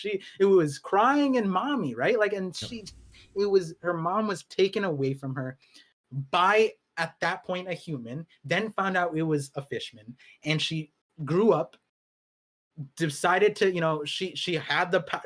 I think she knew she had the power to a certain extent. I don't remember exactly, but she stayed in the tower, and she let that ball drop, where even Jinbei was like, wait, what? Yeah. You knew this entire time? Yeah. That is insane level of willpower. Like, just like a mother. Yeah, and if, like, I don't know, like, gatekeeping hockey is the right thing, but what Shirahoshi did there, that is insane. That is like, no, I don't know any kid, like, that, like, there's not that many kids who could do that, to like exist with your mother's killer when you have the power of a nuke. Like, that is kind of crazy. You know what I mean? Like, you could just tell any Sea King, bro, if you see that great white shark fishman, it's on sight, bro. Like, no, she didn't do that. And like, she didn't know the power, sure, but like, when she was faced with it, she was in the plaza, right? She still restrained herself, right? So it's like, it's kind of wild, all of that, how that we feel like Otohime's story ended there, but no, Shirahoshi received that love. Shirahoshi 100% received that love, and that'll reflect on in the last saga and at the end of the Fishman Island arc, when we see her using her power for the purpose of love. But yeah, going back to what you were saying, it was just like, yeah, like the whole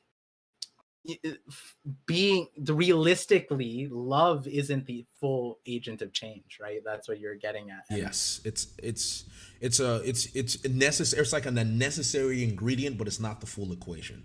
Like the ingredient for that change, right? And for someone who's religious like me, a lot of people misinterpret the Christian message with Christ. Christ's message and his walk is about love, and it's the embodiment of love. A lot of people don't understand that. So to me, concepts like that hit home because, again, if you look at the figure of Christ, he died unjustly for everyone, all of us, unjustly, righteousness, all that. I'm not gonna turn this into a sermon, but this is we're talking about religious facts here, right? And that, when you see what happened there, then it's like, all right, now you have the love, now you have the salvation, but that's part of it. That's just part of the equation. Oh, we got love. What are you going to do with it? What's next? And if you've seen how Christians in, the Crusades, modern society, you see how they abuse the message of love. They will act like they love everybody. They'll preach like they love anyone, but they abuse it because they think, oh my God, I love God, and you should just go to church and be saved. And they think that's their version of love. And then that's like not the final ingredient. That's not what's there. There's more to it than that. But a lot of people are misguided by that. And I think what's beautiful about One Piece is that, and in Oden specifically, and in Fishman Island, is that Otohime wasn't just a love merchant. She knew that love was necessary to change, but she needs the actions. Acting on that love is what's important. Using that love when you have the ability to change something is what's important. And Shirahoshi's actions were rooted in love for Luffy, where she's like, yo, Luffy, I can't let Luffy die. That's when that yell attracted the Sea Kings. The yell for Luffy to save them didn't attract the Sea Kings to save Neptune, because that would have been out of hatred to get Hody out of there. But for Luffy, the key to Shirahoshi's power is that love. I mean, this is an assertion here. This is a wild assertion. But I think because of Otohime's efforts, Shirahoshi can only use that power out of love. And if that's the case, I mean, that's incredible. Like, that's absolutely incredible if that's the case, because Otohime succeeded. Ultimately, she succeeded. And to go back to the point we were talking about, and how Otohime's actions, how racism itself has been portrayed, because we've laid the groundwork now. Par laid the foundation. We've laid the groundwork. Now we can talk about how it has different effects on different groups of people, right? Because you see how it affected Hody. And mind you, I've elevated Hody from trash to mid because of what you said. So Par, that's outstanding, because I never thought someone could do that. So, and Hidden even said that. He's like, Hordy's an underrated villain. I think that's one of Hidden's like main agendas, that Hordy's an underrated villain. Yeah. What you mentioned there, I'm like, okay, the character motivations I'm cool with now. Horty as a person, garbage. That's it. Like as a villain, fighting all that, absolute trash. We'll put that away. But motivation wise, I'm like, all right, that was good. That's fair. That's good. I like that. That makes sense. I'm with it. My favorite thing about Fishman Island, my favorite thing, my favorite story, there's two characters, Arlong and Fisher Tiger. Because Arlong, to a degree, like you said, was a byproduct of Fisher Tiger's hatred. But it was one side of Fisher Tiger's coin. Jinbei was the other side of Fisher Tiger's coins. And they were basically heads and tails. I think that's where we get into the Malcolm X and the Martin Luther Jinbei comparisons, right? That's when you start getting into that split. And the way people can process being, judged, racially abused, verbally abused, you can have two types of reactions. You can take that inferiority complex and hate everyone else that has done that to you or can do that to you, and go a route where, all right, I'm just a worthless person and this world sucks, so I'm just going to ensure that I'm living in my safe place. That world, that terrible world that you live in, becomes your safe place. As long as the world stays the same, how you've processed the world and how you responded is validated. So for Arlong, he looks at that world and says, this is the world that I lived in. This is the world that took Fisher Tiger. This is the world where Fisher Tiger went out of his way to save a human I wanted to kill. I knew that human was trouble. He saves the human. He gets shot and he dies before my very eyes. To Arlong, that was it. Yep. It's over. No words, nothing will change Arlong's mind. It's over. He's a completely lost character. Jinbei wasn't, but that's the two sides of the coin. Jinbei still had hope. Arlong was like, I'm done here. This is my world now. I'm not changing it, because if Arlong has to accept the fact that there are good humans out there, his world crumbles. He has nothing left. He has literally nothing left. He cannot go there. And I think Fisher Tiger suffered from that at the very end, because if he accepted that love for humans, then everything, all his motivation that he did, I'm going to get into that later with Fisher Tiger, but I'm going to stick with Arlong for a second. It's compromised and you're not left with nothing. So Arlong, his way of making this horrific world change to his liking, because he knows the world's trash, is I am going to subjugate every single human I see out of pure hatred and disdain for what you have put me and my people for. And the reason I love Arlong so much is because some people would take it out on their own out of bitterness, whoever is weaker than them. Arlong didn't view the fishermen that were weaker than him as weak. He viewed humans. He reversed the narrative. He said, you guys are trash. We're stronger than you. We're better than you.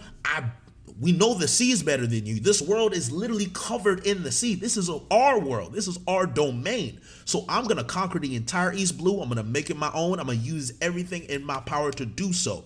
And I have a God-given right, based on how God blessed me with this physical body, to exercise my power over you weak trash humans. And there's so many people that would take what Arlong went through and use it to oppress and abuse everyone. I think Arlong was a noble villain. I think he was noble because I mentioned this so many different times. Arlong, if you laid a hand on a fisherman, any fisherman, whether they weak, they look stupid, anything, it was a sin against him. It was a crime against him. Arlong will kill anyone that lays a hand on a fisherman. He was like, how dare you put your hands on my fisherman brothers? How dare you? To me, just from a villain standpoint, that's noble, and I love that. It's one of the things that I really liked with Kaido when I saw how he had held King and Queen and the Flying Six in reverence, because they were part of him. They were part of his unit, right? Yeah. So when you see a villain do that, and you see how he's even using horrific, terrible humans like what's the guy with the hat with the mouse ears, the Marine with the mouse ears? I don't remember his name. You remember the guy that sold out that basically Arlong had to deal with, so they actually wouldn't bring the Marines to actually stop from Kogi. Was it Nesbit? Something with Nezuma. Someone in the chat said Nezuma. It might be Nezuma. Gotcha, yeah. Arlong, It's so funny. The fact he was able to work with a ratty human like that, you know, ironic he had rat ears, so he's a rat. It's funny to see Arlong be so smart and understand the way humans work. You love money? Bet. Have the money, let me do what I want. You're still a disgusting trash human, but at least you're smart. At least you know better. Arlong is still operating in a realm of superiority no matter what, even though he is living in a world of inferiority based on what he's experienced. He's fighting the status quo and he's trying to rehabilitate Fishman by letting them know, bro, we are here. We are incredible. We are gods. And if you look at people that have dealt with racism and prejudice, there are some people that will go that route, look into their culture, look into their history, look at all these great things we've created. I'll use black people as an example, not to say that we're misguided in this, right? Because a lot of it can be true. But when people talk about black people, African Americans, this is how they build themselves up. It's like, yo, look at our culture. Look what we've done. Look at pop culture. You know, we created rock and roll. We created hip hop. We're masters of the entertainment industry. Look at the sports we dominate. We're physically specimens, right? And these are all stereotypes that we were used to kind of make us a show, to treat us like beasts and animals in slavery, you know, with the Mandingo fights with the slave masters back in the time. If you saw Django, a horrific scene. That man, I can't watch that. It's hard for me to watch those fights. But that's how they viewed us, as physical commodities. And to, like, you know, use what you said earlier on was the categories, right? The categories are important. Did the categories change, or they just got ownership swapped? You know, the ownership, it's the ownership that swaps, because it's a form of power. Like you said, power is an illusion. Arlong wanted to create the illusion, despite what the world said, that fishmen are better, because he knows that illusion, if you repeat it long enough, if you do something long enough, it becomes a habit, and then it becomes a part of your soul. Arlong had repeated this so much that it became a part of his soul, and it became a part of the souls of his fisherman brothers, that we are better, we are stronger, we can subjugate these humans that have tortured us, we will change the world. Arlong wanted to change the world based on that illusion that will become reality. People don't understand how powerful our minds is. We talked about trauma last episode. Your mind is so much more powerful than what you think. What you tell yourself can literally change who you are. Literally. If you tell yourself something long enough and you believe something long enough, you can change. And we don't understand. That's why the mind is like one of the most powerful things we have in existence. We're still discovering things about our brain and our psychology. So when you look at what Arlong is doing, when you look what the black community has done, where we've taken back our physicality in our sports, when you look at people like LeBron James, have used that physicality to benefit his people. When you look at the hip hop and entertainment industry and how we're trying to have entertainers now own things, owns teams, like get into real places of power. We're shifting the narrative. Hip hop was studios. Studios. Studios is the biggest revelation. It's recently. Huge. Yeah. And to shift the narrative. Shout out to Georgia, absolutely.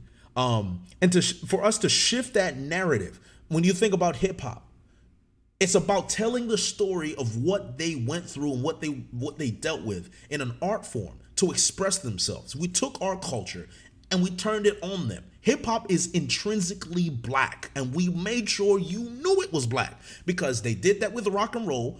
People that don't understand the history of rock and roll, go back and do your research. Rock and roll was started by black people. It was.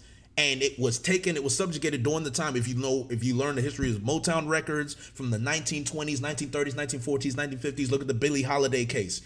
Black music and black culture was used, copied, and sold. And it was undermined. They basically used black people who are creating beautiful works of art, beautiful works of music. And we'd write them for white people because the white people would buy that music because it sounded nice, but black people wouldn't get the credit.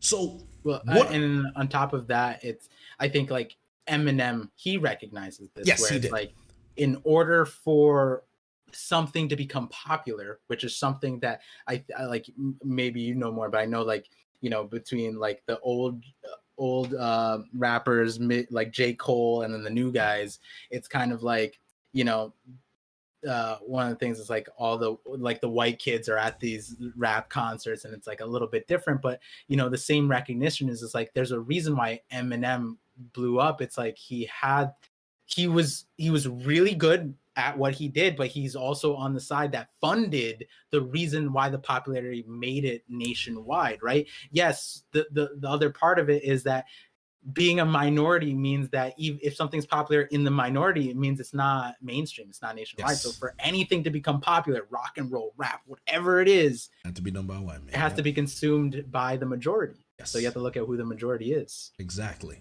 And, you know, it's beautiful. It's a beauty of the sign of the times that we're in, because things are a lot better than they were now. We're just talking about the history of things.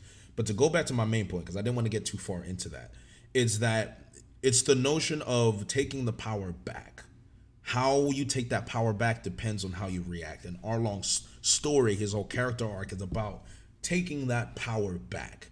It's about one of the ways that racism and prejudice can change you mentally, and you can still do it in noble ways, believing that you're doing the right thing, but ultimately you're only perpetuating a cycle of hatred.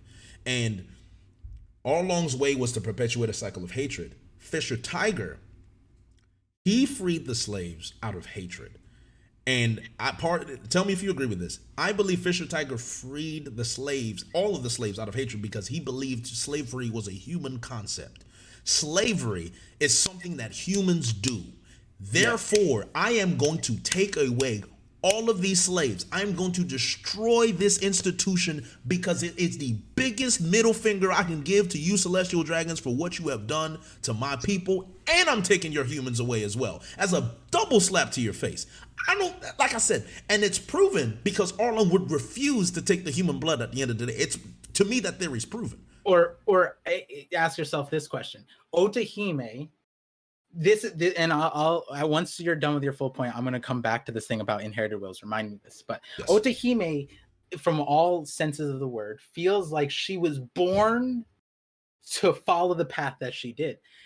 But would Fisher Tiger raid Marijois if he wasn't enslaved? And the answer to that question is what you said, right? He freed them because he had hatred for what he experienced, right? Yes. Yep. And so I don't think he would have, personally. Yeah, he wouldn't have. Why would he? That would make it would, unless like he would have to go through like an extremely roundabout process, more similar to what Luffy did, of like meeting a Boa Hancock and meeting, you know, Hachi and meeting all of these people across these things to grow into the hatred that one gets by experiencing it himself. And because he experienced it himself is why he said he came back. He did not tell King Neptune and Otohime at that time what he went to, but they asked him, what did you see on the surface? He said, human nature, the most disgusting thing ever. And slavery was the next, I'm pretty sure the next word right there. Human nature and slavery right next to each other. Yep. And you know, so yeah, like I agree with you 100%. Fisher Tiger freed them out of hatred. It's pure hatred, 100%. And you go deeper into it and you go into their story and then you see that everything that Fisher Tiger does is in a direct opposition of human attributes. Arlong, he tells Arlong not to kill the humans, not because he didn't want the humans to die. It's because that's what a human would do. Don't kill them because that's what humans do. We are not humans. Fisher Tiger had the same mentality that Arlong later took and developed. We are better. We know better. We are different. All humans, all the humans I've seen, they're all horrific human beings. I've seen enough. I don't need to see anymore. So everything he did, the mark, the Sun Pirate mark, to take away the permanent scar of human enslavement, that is like a huge symbol. Again, it's that illusion that we have been reborn. We are the Sun Pirates, the new Fishman Pirates. We are not captured anymore, and we operate in a way that humans cannot understand. So every time you get reports of marine ships being raided and ships being raided and none of them are dying, everyone's like, yo, what's going on here? This isn't pirate behavior. No, it's Fishman behavior. Fisher Tiger was like, this is how we move. Fishman. So when Koala comes on board, it's still the same energy. I see someone I don't like. I hate this human, but I won't behave like a human to her. So that's why. That's look at what the humans did to her. Look what they did to her. And then, oh my God, such a powerful moment. Was it Arlong the hitter? I think it was Arlong the hitter, right? He's like, yo, why don't you do something, say something, right? And I think it was Arlong that hit her. Yeah, And I think. I'm almost certain it was Arlong that hit her. Because the moment Arlong hit her and the reaction that she gave, Yeah, Arlong. she smiled. She was like, oh my God, I can cook, I can clean, I'm sorry, please don't hurt me. Everyone stopped. Jinbei stopped, Arlong stopped, Fisher Tiger stopped. And they saw that reaction. And it was that moment where they saw, oh my God, this little girl understands what we feel like, what we felt like, what we went through, what we suffered. I think it was that moment. I think Jinbei changed that moment. I think the moment Jinbei saw that little girl behave like that, he was like, oh shit. Then Fisher Tiger was like, get the brand. Bring the brand right now. Hit her in the back. She passed out.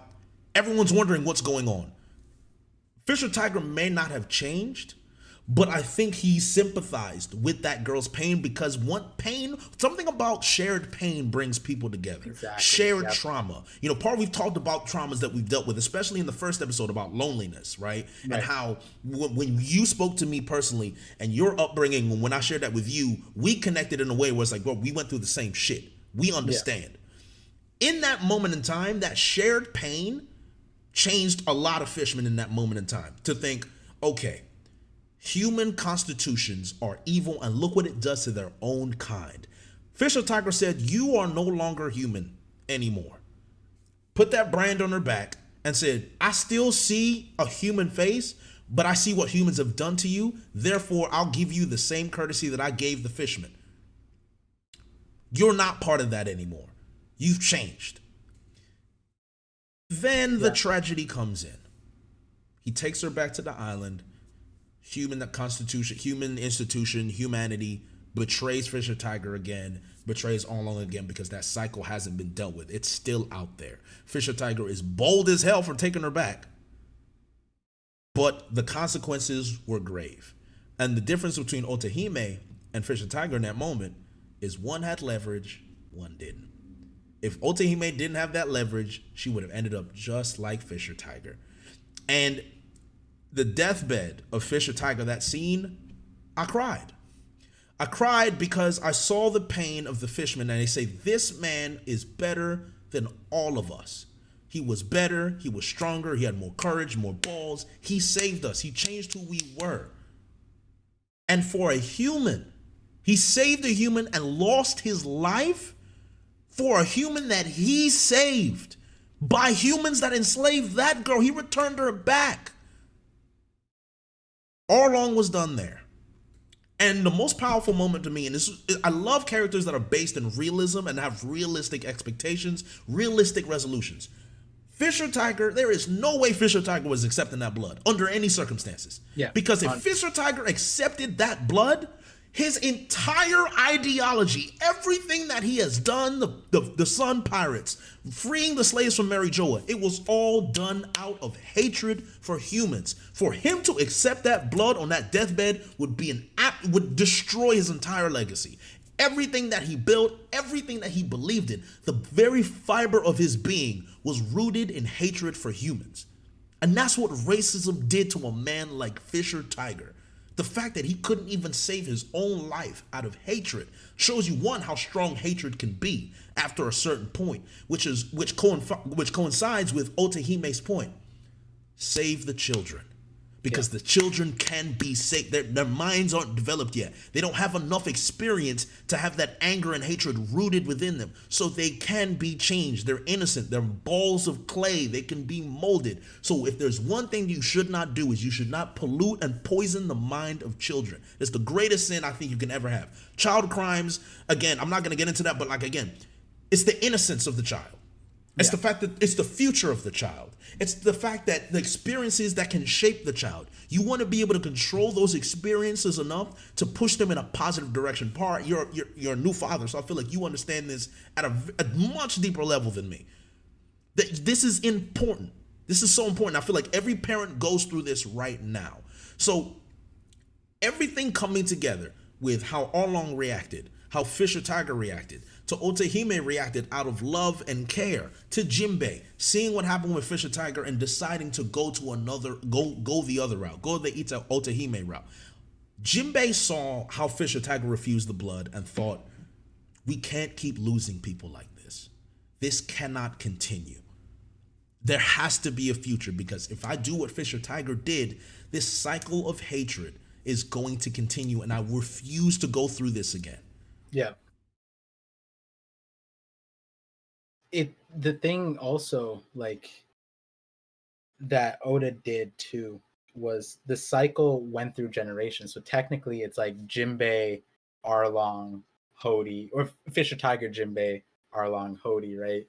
And when we start the cycle with Fisher Tiger, right, what you said is really important, because the way Oda wrote it is the only way it made sense for it was the only way that made sense. If Fisher Tiger accepted the blood, he would kind of have the kind of like random, not plot armor, but like, you know, like the Luffy, you know how like Luffy goes through a situation and he just does something that's just inhuman, like no human would go through that, and that's the charm of Luffy, right? And I think like a lot of main characters in other animes, you go through something and they choose the decision that's the least, it's the right choice but the least one, like you know, like The least easy choice to make. yes. And in Fisher Tigers, the choice that he should have made, in my opinion, was to accept the blood. But the only reason why he would have is if he spent more time with Otohime,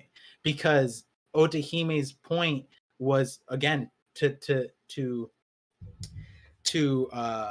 everything that you do, everything that you show, is for the sake of the children. Yes, the next And generation. Yes. by dying the way Fisher Tiger did, what did he say? Let me just pull the direct quote instead of making this up. Yeah. He said, da, da, da. There are plenty of compassionate humans in this world. I know that. It's foolish to die and leave only hatred as a legacy. I know that, but my reason is overpowered by the demon in my heart. My very flesh refuses their blood, and which goes back to the point you're saying, that demon, that hatred, that is the evil. Can you blame that hatred? No, that hatred was created by this cycle that's external to him. He was born into this cycle of hatred, right? Yep. And the line here, it's foolish to die and leave only hatred as a legacy. That is what he didn't want to happen, but unfortunately, by the way he died in Arlong specifically, and Arlong became the messenger for the rest of the world in how Fisher Tiger died. Arlong perpetuated hatred as a legacy for Fisher Tiger.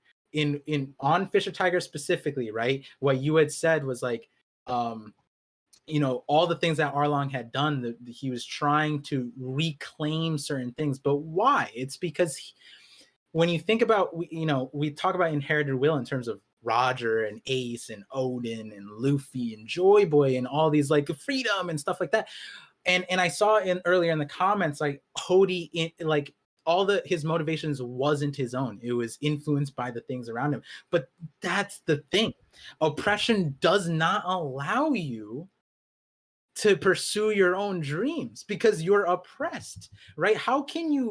Like, what was Fisher Tiger doing? Fisher Tiger was just out there adventuring on the sea, coming back with stories similar to Nolan. Yep. And then he gets oppressed, and then he could not turn a blind eye to it. And then everybody underneath that oppression was empowered by him. He became the willpower. Everyone put their power into his will. When they saw him die, no matter which version of the story they saw, the will became scattered again.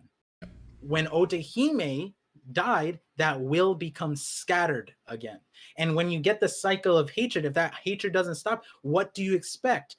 If Arlong sees, he put his power in Fisher Tiger because he believed him as an older brother, like, you know, almost like a Shanks figure. When Fisher Tiger rolled up, it was a big bro Fisher Tiger, right? Like, I think he was beefing with Jinbei a little bit, and then Fisher Tiger diffused that. It was almost like how Luffy would see Shanks in a lot of ways, right? Yeah. And so he sees his Shanks die in such a frustrating, Angry way, man. angry way that you can't blame him. So then you ask yourself, how does that will get inherited? Does it get inherited? No, it doesn't, because we saw Fisher Tiger's his will go in a direction where his own will was the reason why he ended up dying. That's what Arlong saw. So why would he follow that will?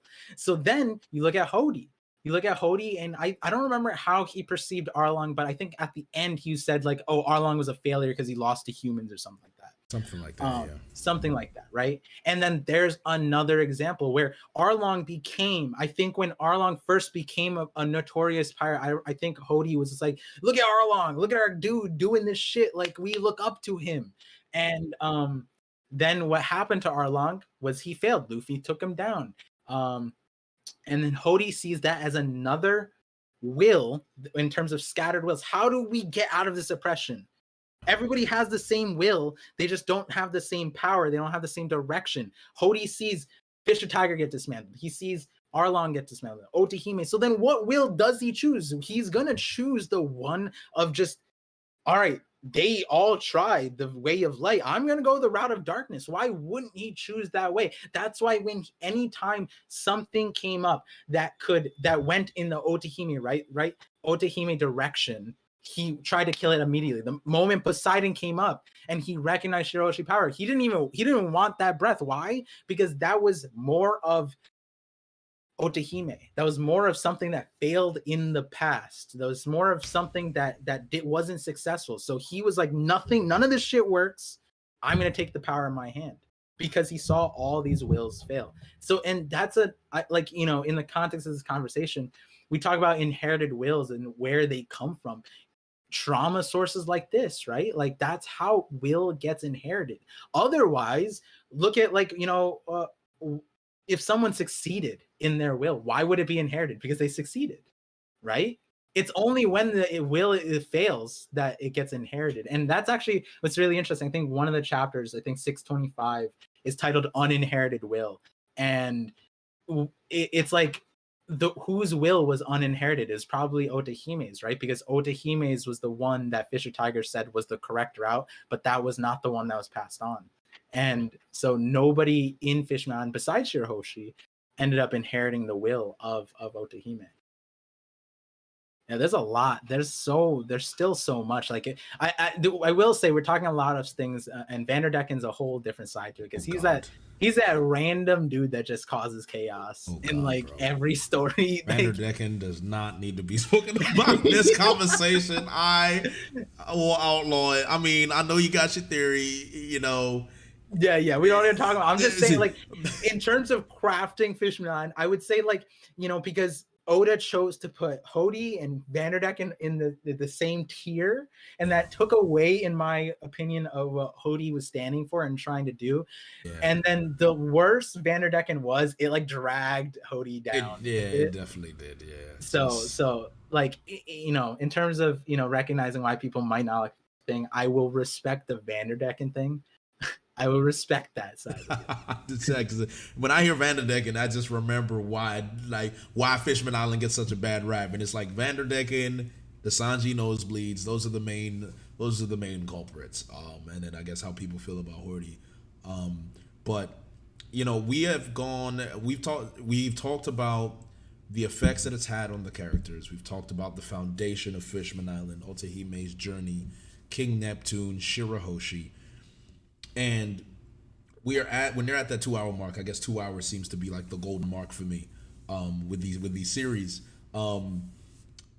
It's the result, and it's the end result, and it's the blood transfusion, and it's Luffy, and it's Jinbei, and particularly Luffy and Jinbei, because I think someone like Luffy coming into a world of racism, prejudice, human conflict, Luffy is severely inequipped to even begin to tackle centuries of hatred and racism. Luffy is not equipped. Luffy cannot change that. But, and I think, before I say but, it's the clash between Luffy and Jinbei that got very aggressive. They were very aggressive. And it's beautiful because Jinbei's like, it has to be done the right way. You cannot just come in here and beat up a Fishman because it will not work. And not, yes, you're right. Nami should be added to that conversation because it's very important, right? Luffy, there is no way Luffy will change Fishman Island without the fishmen themselves, the people, the illusion for them, the power of the people themselves. The people of the Fishman Island needed to empower Luffy first before they could actually begin the change. Because again, love is one thing. This is again, love. The Fishman Island decided to put their faith in Luffy. Their love for their king, their love for King Neptune, their love for their island. It all came to a point where it was like, all right, I love my island so much that I'm going to take this action and allow a human that I do not know and I may not trust to save us because Neptune, Shirahoshi, and Jinbei believe and love in Luffy. This is going back to everything we said. Love is one thing. It's the ingredient. But then the action has to come in. You have to act on that love. And because of Jinbei's love for Luffy, Shirahoshi's love for Luffy, Neptune's trust and love in Shirahoshi and the decision making, it all culminated together into the change. And the change was the fishermen saying, Luffy, save us. Once we saw that happen, that point, then Luffy's actions, then Luffy's character, then his charisma, then his character with the power that he has finalized the change and changed the course of Fishman forever. Because once Luffy beat the dog shit out of Hody, once Luffy was about to destroy Noah and they were cheering for him to do so to save the island, they were already like, okay, there's this guy Luffy and he saved us. There's humans that will fight for us and put their lives on the line for us. Luffy is that symbol to them now, that there are humans out there that can accept us and treat us as equals. Right. Once that's done, I love this moment. Is so pure. It's so pure because you know how much I love Hunter x Hunter, and you know how much I love Meruem versus Netero, and you love how much Meruem versus Netero, and then the narrator after Netero talks about human malice. I just love how these anime themes tie together. Oh my god! Once human malice is explained, and then you get into how humans war, destruction, the narrator's cooking, you feel it, the music's going on. In One Piece, even then, Luffy needs a blood transfusion. The fishmen are still hesitant because they remembered Fisher Tiger. They're still hesitant. They're screaming, Luffy needs blood, he needs blood. Jinbei walks up to the mantle, takes the Otohime route, walks up when no one else would, and says, I will give my blood. Then the narrator, then the moment, then the following of the blood in Luffy's arm. That change, that connection. What happened there is Otohime's dream. Children watching, children everywhere watching their hero Jinbei share blood with a human hero will change the course of Fishman history forever. Yep. Because that everybody witnessed that moment. That can't be hidden. That history can't be rewritten. That history is there for everybody to see. That cannot change. Fishmen have been changed forever. That is arguably the most beautiful moment we've had in the story up to this point. Is that moment. And yeah, go ahead. No, I was gonna say, like, in terms of highlighting that moment, the chapter that happens in is let me just double check. Let me see. I'm pretty sure. Yep. Okay. The chapter, and this is the narrator thing. The chapter that takes place in is called "The Road Toward the Sun." Right, and that's like what we're talking about. Fishman wanted to go towards the sun, and it's like that moment that Jinbei broke that hatred cycle that was valid. That is the road towards the sun. That is the road towards Fishman getting there. That's the road that Otohime spoke of, right? Yep. Overcoming that hatred that Fisher Tiger couldn't, Jinbei did, right? And you know, I think that's also important in that children thing, right? Where it's like, if it's not reasonable to expect a man like Fisher Tiger to break it on his own, but it's like maybe someone else can. Maybe someone else can on his behalf, right? Maybe Fisher Tiger can't on his own, but maybe the man standing next to him could. Maybe the man regarded, you know, as strong as you know, formidable as Fisher Tiger, the man that took his place as one of the most renowned fishermen in the entire world, will be the person that breaks that hatred. And that's what we saw, right? So that was actually the road toward the sun, the dawn that we were talking about, that what Luffy, you know, tries to do in his own way. And I think like something, and we talked about it earlier, where it's like when it comes to dismantling these things, you don't understand the nuance of the situation without the history. But Luffy doesn't care about the history as much as he should. But at the same time, it's because he's like a blank slate. That's why. It's because he comes in and it's like, I don't care if you're a skeleton. I don't care if you're a reindeer. You could all be my friend. You're a fishman. That's dope. If you're a mermaid, that's dope. You could be my friend. It doesn't matter what you look like, right? And that's that kind of ingrained discrimination is something that people don't understand exists, and it's very hard. It's very hard for a normal person. Yes. Right, exactly. And so the road toward the sun, it's like Luffy's idea of not acknowledging the history isn't exactly the whole picture, right? But that's where his friends come in. They acknowledge the history, they understand it, and Luffy's just the blank slate of everything. Yes. And it's also goes to serve, and this is actually a very extremely important. This is an extremely important topic. What Parv just mentioned is that blank slate, because there are a lot of people in this world that generally are innocent in saying, when they say I don't see color, a lot of people take offense to that. And I understand why, because then it's disrespecting the plight and discrimination you've gone through.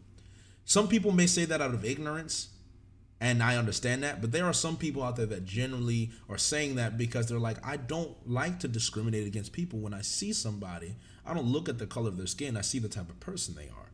And what's important is when someone says that, don't get angry at them yet.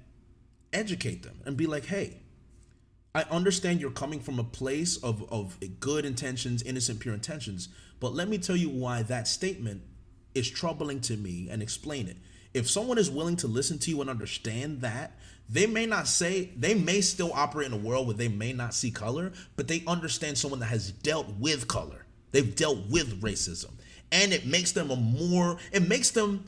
continue in what they're doing, but understand how the other person feels. You build empathy by understanding what they went through, what a colored person went through. And I think with Luffy, I think he had an idea that it was just unjust how they were treating the fishermen, but I don't think he understood how deep it was until he fought with Jinbei. And then he saw what happened in the plaza.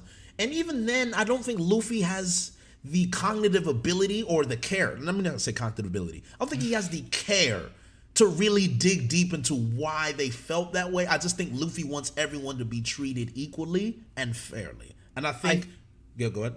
No, I think the thing that makes Luffy different is that he is an active person. He is not someone that sits on injustice. And when you were saying that, the thing that, you know, the people that fall underneath that umbrella are like the moderates. They're not your enemies, but like I think it's Martin Luther King, the quote where he says like the true enemy of any civil rights movement in that, you know, perspective wasn't actually the white people, the oppressors. It was more so the inaction of the moderates that don't do anything towards justice and sit on the side of order, which is what we see Luffy. What did Sabaody? It's like, it doesn't matter. This is the god. It doesn't matter the context. This is wrong. Shooting somebody in the middle of somewhere is wrong. I'm gonna punch you in the face. Exactly. Right? Like that's the thing where it's like people who say what you're saying, like I don't see color, and then are inactive towards the injustice and don't choose to see that and choose to, you know, justify both sides all the time, right? That's problematic as well. Whereas Luffy, you know, he has the benefit of being the main character of the story, but every time he's in a situation, it's like, these are my friends. It doesn't matter what race. Like, I'm not gonna sit still if I see somebody not eating. I'm not gonna sit still if somebody's being enslaved. I'm not gonna sit still. That's Luffy's way, right? Like, Yes, I and agree. that's why it's that, that umbrella that he is under.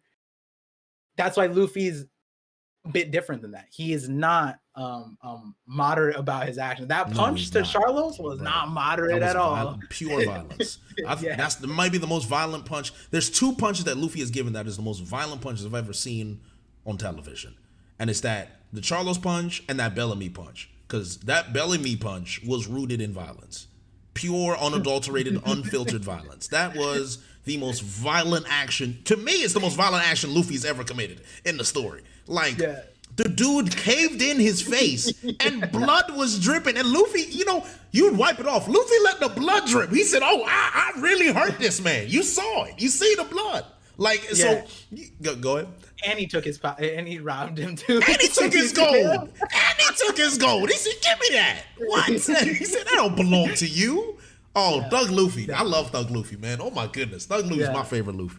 And that moment, right? Well, not that moment, but the Charlos moment. Imagine if that was televised.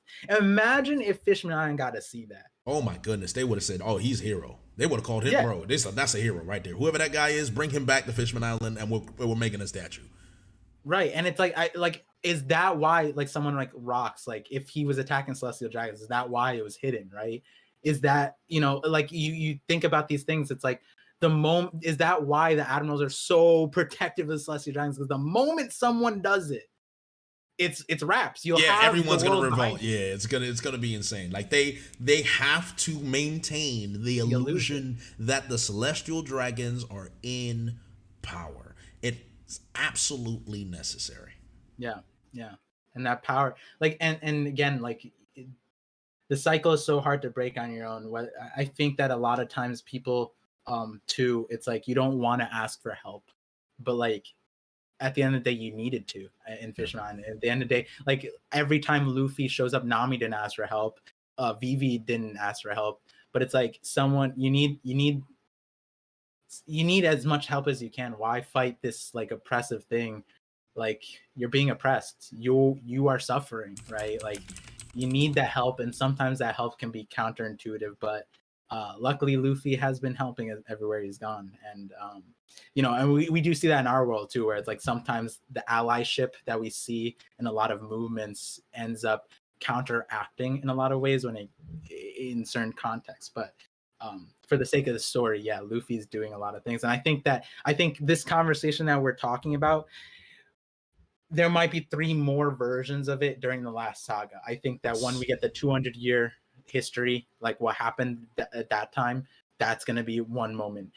There's some theories that I have had recently in regards to how the Celestial Dragons connect to Fishman Island, in terms of maybe this, and this is like a crazy thought that a lot of people commented on that video, where I said the Celestial Dragons might have heritage from Fishman Island. And it wouldn't be that crazy to think that when you think about the history of slavery, you forget that the darker sides of that means procreation. That happened a lot, and you get a lot of people that nowadays were like, wait, my ancestor, my great grandfather was a slave, but I'm white, and it's like, I wonder how that happened. I wonder why that happened.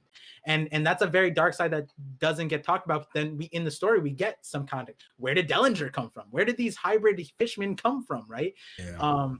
And why don't they know more about themselves? And why aren't they there? And why are they disconnected? But why are they also still suffering too? There's a lot of interesting nuance there.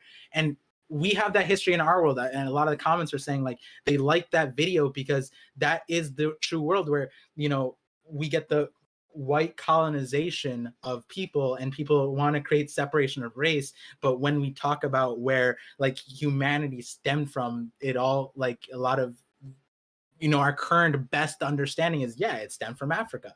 Everyone stemmed from Africa. We're all from this same group of humans that just spread out. And apparently when we spread out, because we didn't have communication, we forgot who we were. Yep. And all it took was like a few percentages of melanin separation. And we're like, oh man, these people are different, right? Yep. And so like that would add a whole new layer to Celestial Dragons. But even without that, there's gonna be another conversation when it comes to like whether it's the Otohime, whether it's the Shirahoshi, maybe we get more context about what Fisher Tiger did at that raid. There's so many different places where this conversation will loop back around. And there was something that you said in the middle of it that ties back to my recent video, but I think Last Saga is most important, is that the people, we got a line from Vegapunk recently that said that as long as people believe in hope and hope in liberation and freedom, Nika will exist. Joy Boy will exist. That was what was told to us by Vegapunk, right? That was the understanding.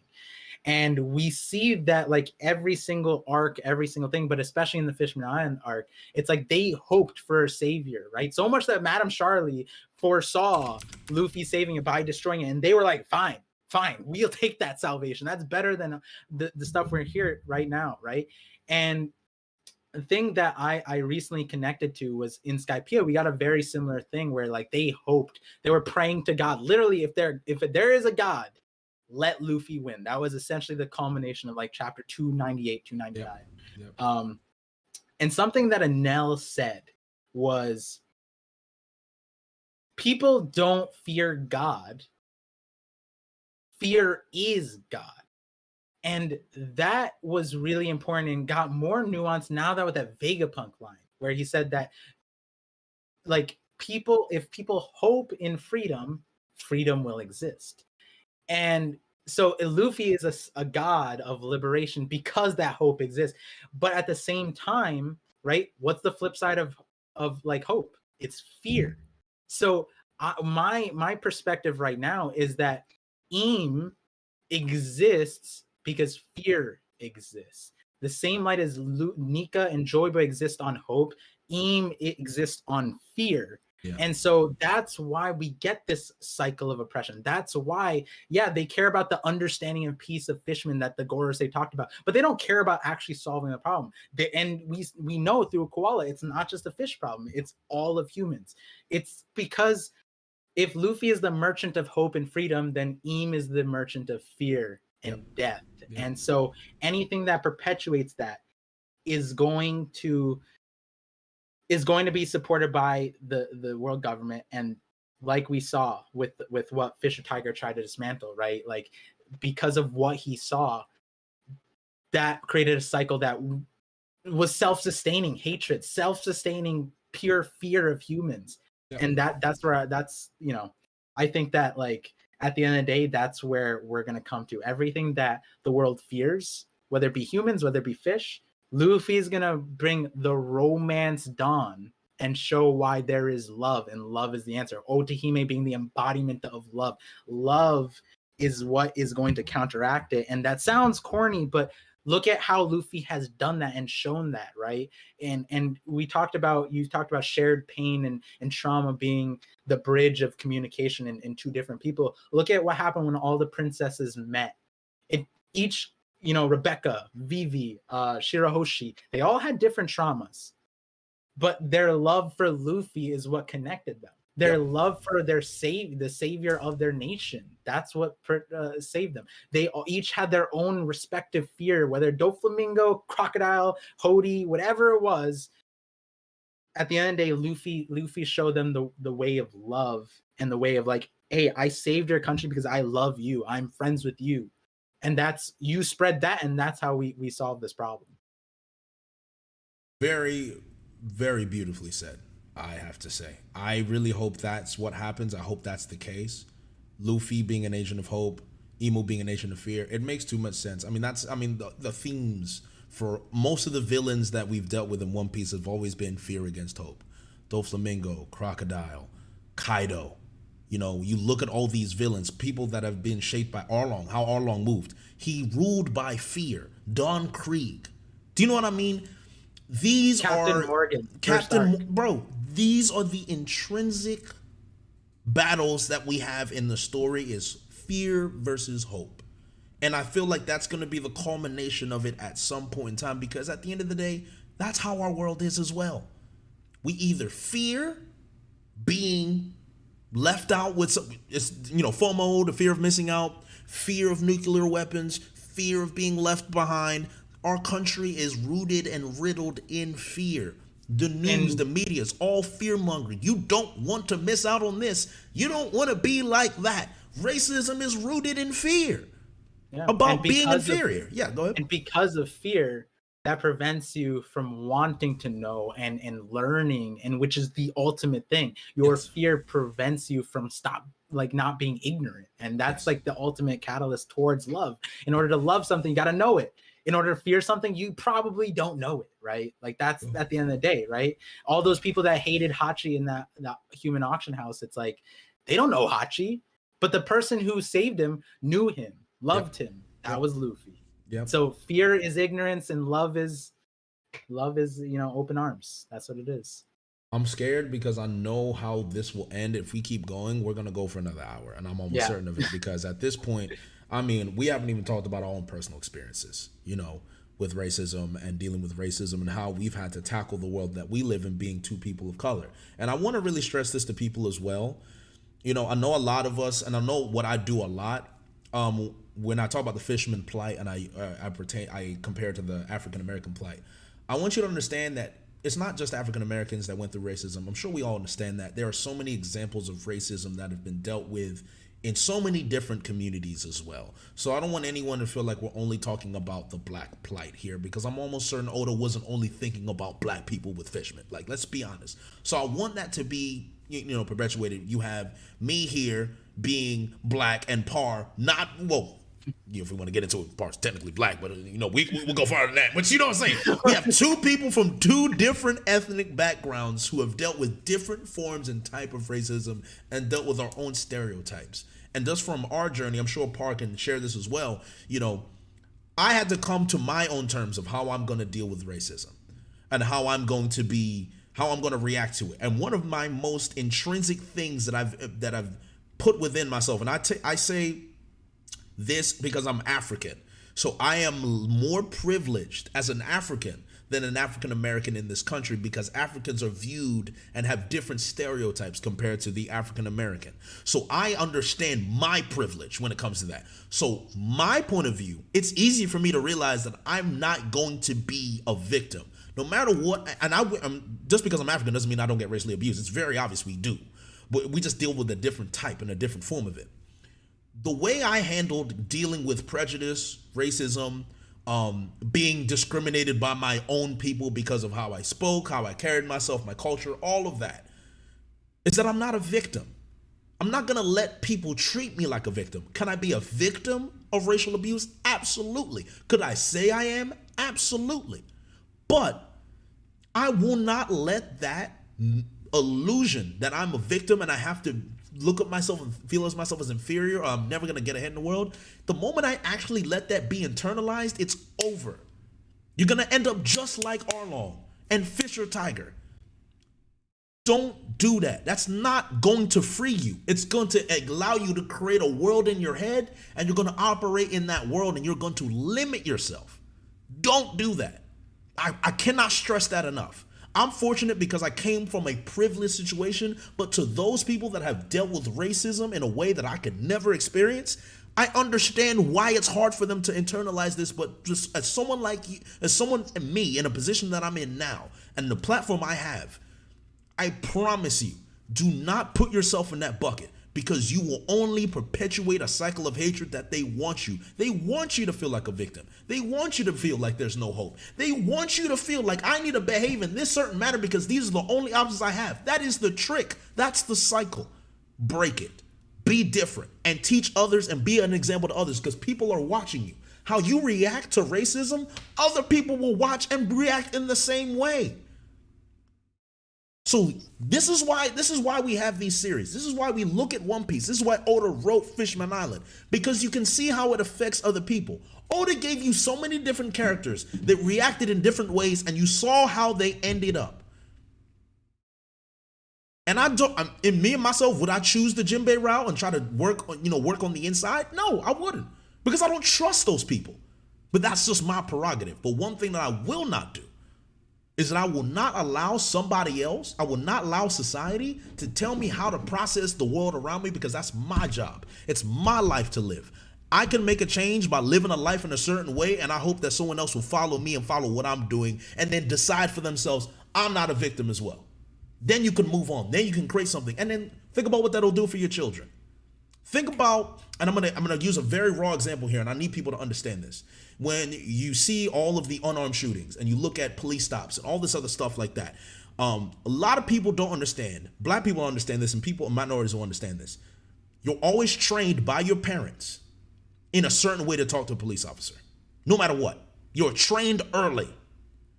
The reason they train us that early is because there is a stereotype that has been perpetuated in the police for years of black people being problematic, violent, and disrespectful. It's not true, because not everyone is violent, disrespectful, and problematic, but it's a stereotype that's perpetuated.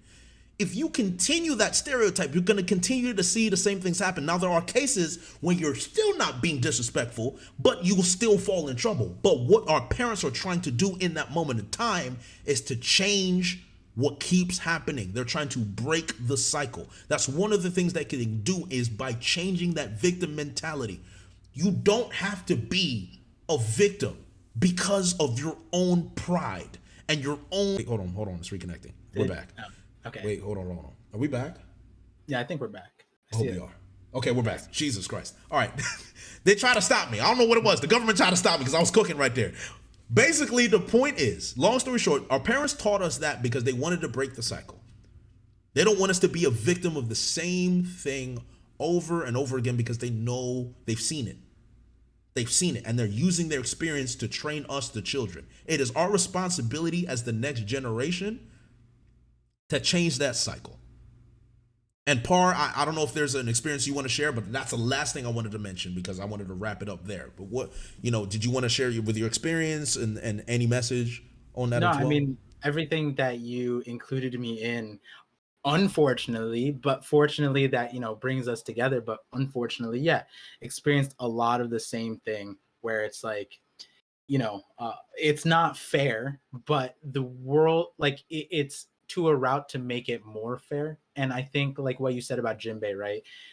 Would you go the route and go within? There's a lot of people who choose that route. And that's another interesting thing that I just want to highlight, is like, when people do that, they almost get associated as an other group, or a sympathizer, or on the other side. And like, there's a lot of nuance to people. My father would be one of those people who, he was more or less of like, there's a lot of people who were like very upset about how we were treated. And his route was, let me, talk to politicians. Let me talk to lawyers. Let me get into the world that starts making these systems in place. And let me try changing it that way. And he had a lot of success, and a lot of people are thankful for that success. And the reason why I bring that up in this context is like Jinbei was, what he ended up doing was, yeah, he went that route and it wasn't working. He tried his best. Whitebeard was this best shining light in that regard, but he was ultimately taken by his employers, right? So like, or the situation around the world government, the Marines. But somehow Jinbei still was not jaded by the time Luffy came around. And that's where I think that the One Piece is a little bit unrealistic, in the sense of a Jinbei like character in our world would have been jaded, would have given up on the next generation, would have given up on, would not believe in someone, one, different from them, one, he didn't know his upbringing, but Jinbei still believed in him because he saw his actions. But to get to that point in our world is so difficult. And I think that's where we kind of like have to like take over the trauma, where we have to look at that blank slate. Like this new generation, they're taught because of the previous generations. So if you want that to change, you teach them differently. And that's where what Jay was saying, that victim thing, it's not even for yourself. It's almost like you take the bits and pieces of what Oda showed us in Fishman. Yeah, Fisher Tiger was doing a right thing by hiding his hatred and trying to go this positive route. But at the end of the day, he was motivated by something negative, and that was the downfall of the story. But like the good part of it was like, hey, I'm not gonna pass this on to this human child. No matter how much I hate humans, I'm not gonna pass it on to that. And that is a very hard thing to do. And so like that's kind of like another one of those things that's like, if it's not for yourself, and if you want a better world, do it for the next generation. You mentioned the whole fatherhood thing. There's a whole story, Jay. We'll talk another day about how that literally just happened with Zenith, unfortunately. But Oh my now goodness. we're good, and so like it was all in the sake of like, I don't want him to experience the same traumas that I did. Learning and understanding it, that's a different context than being the victim of it, because you are the victim, but whether you feel like the victim is up to you, right? I think that's at the ultimate part of it. So yeah, and again, I'm glad I essentially held, I don't even know what the right term was, but I held you hostage. I don't know, like bullied you into this in New York that day.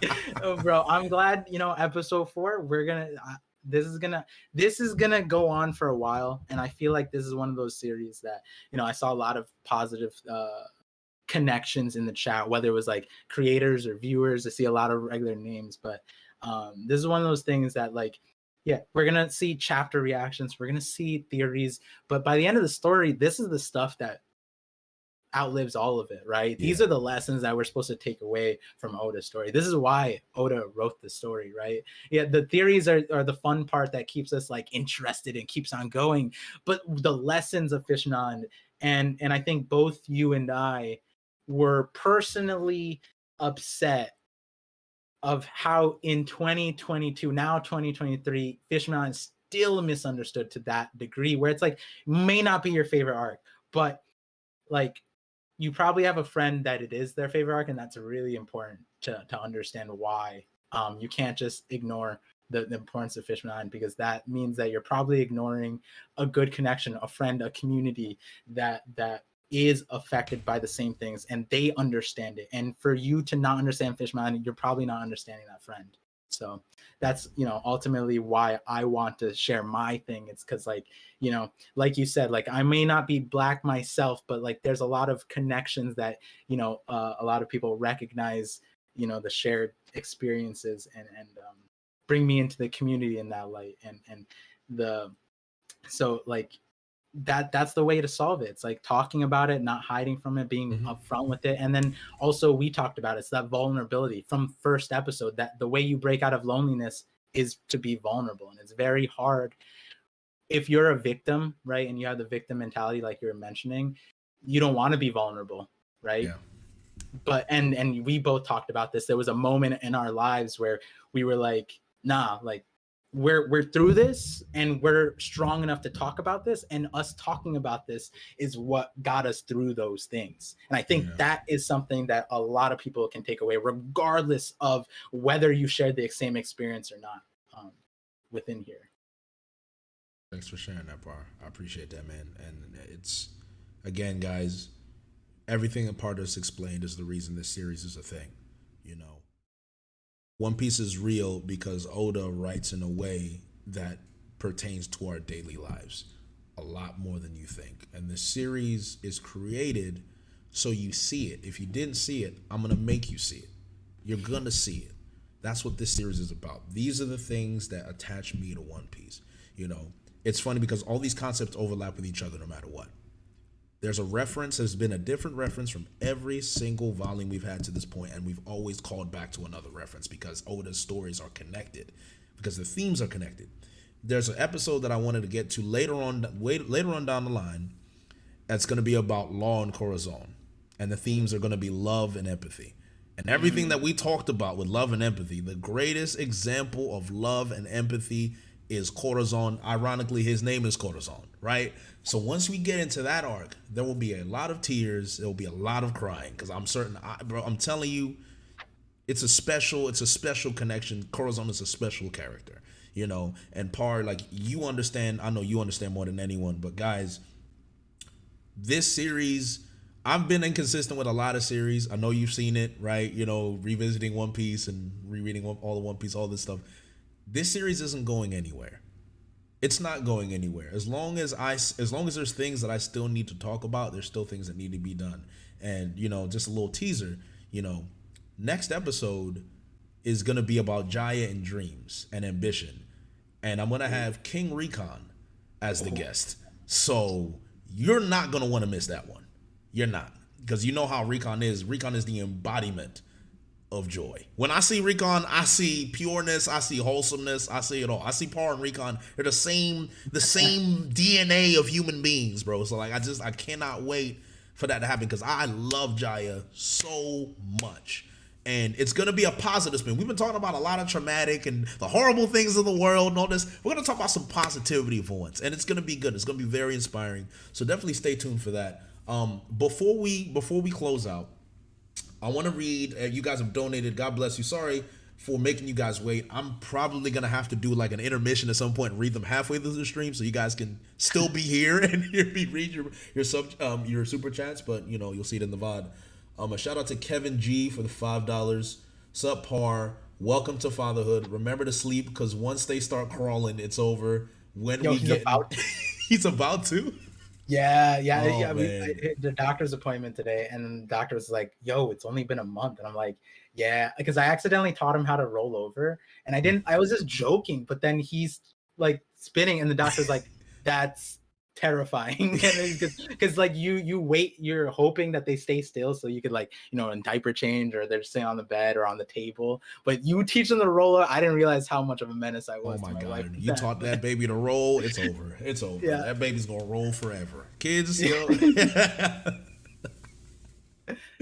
Oh God. And then they ask when we get into Baby J.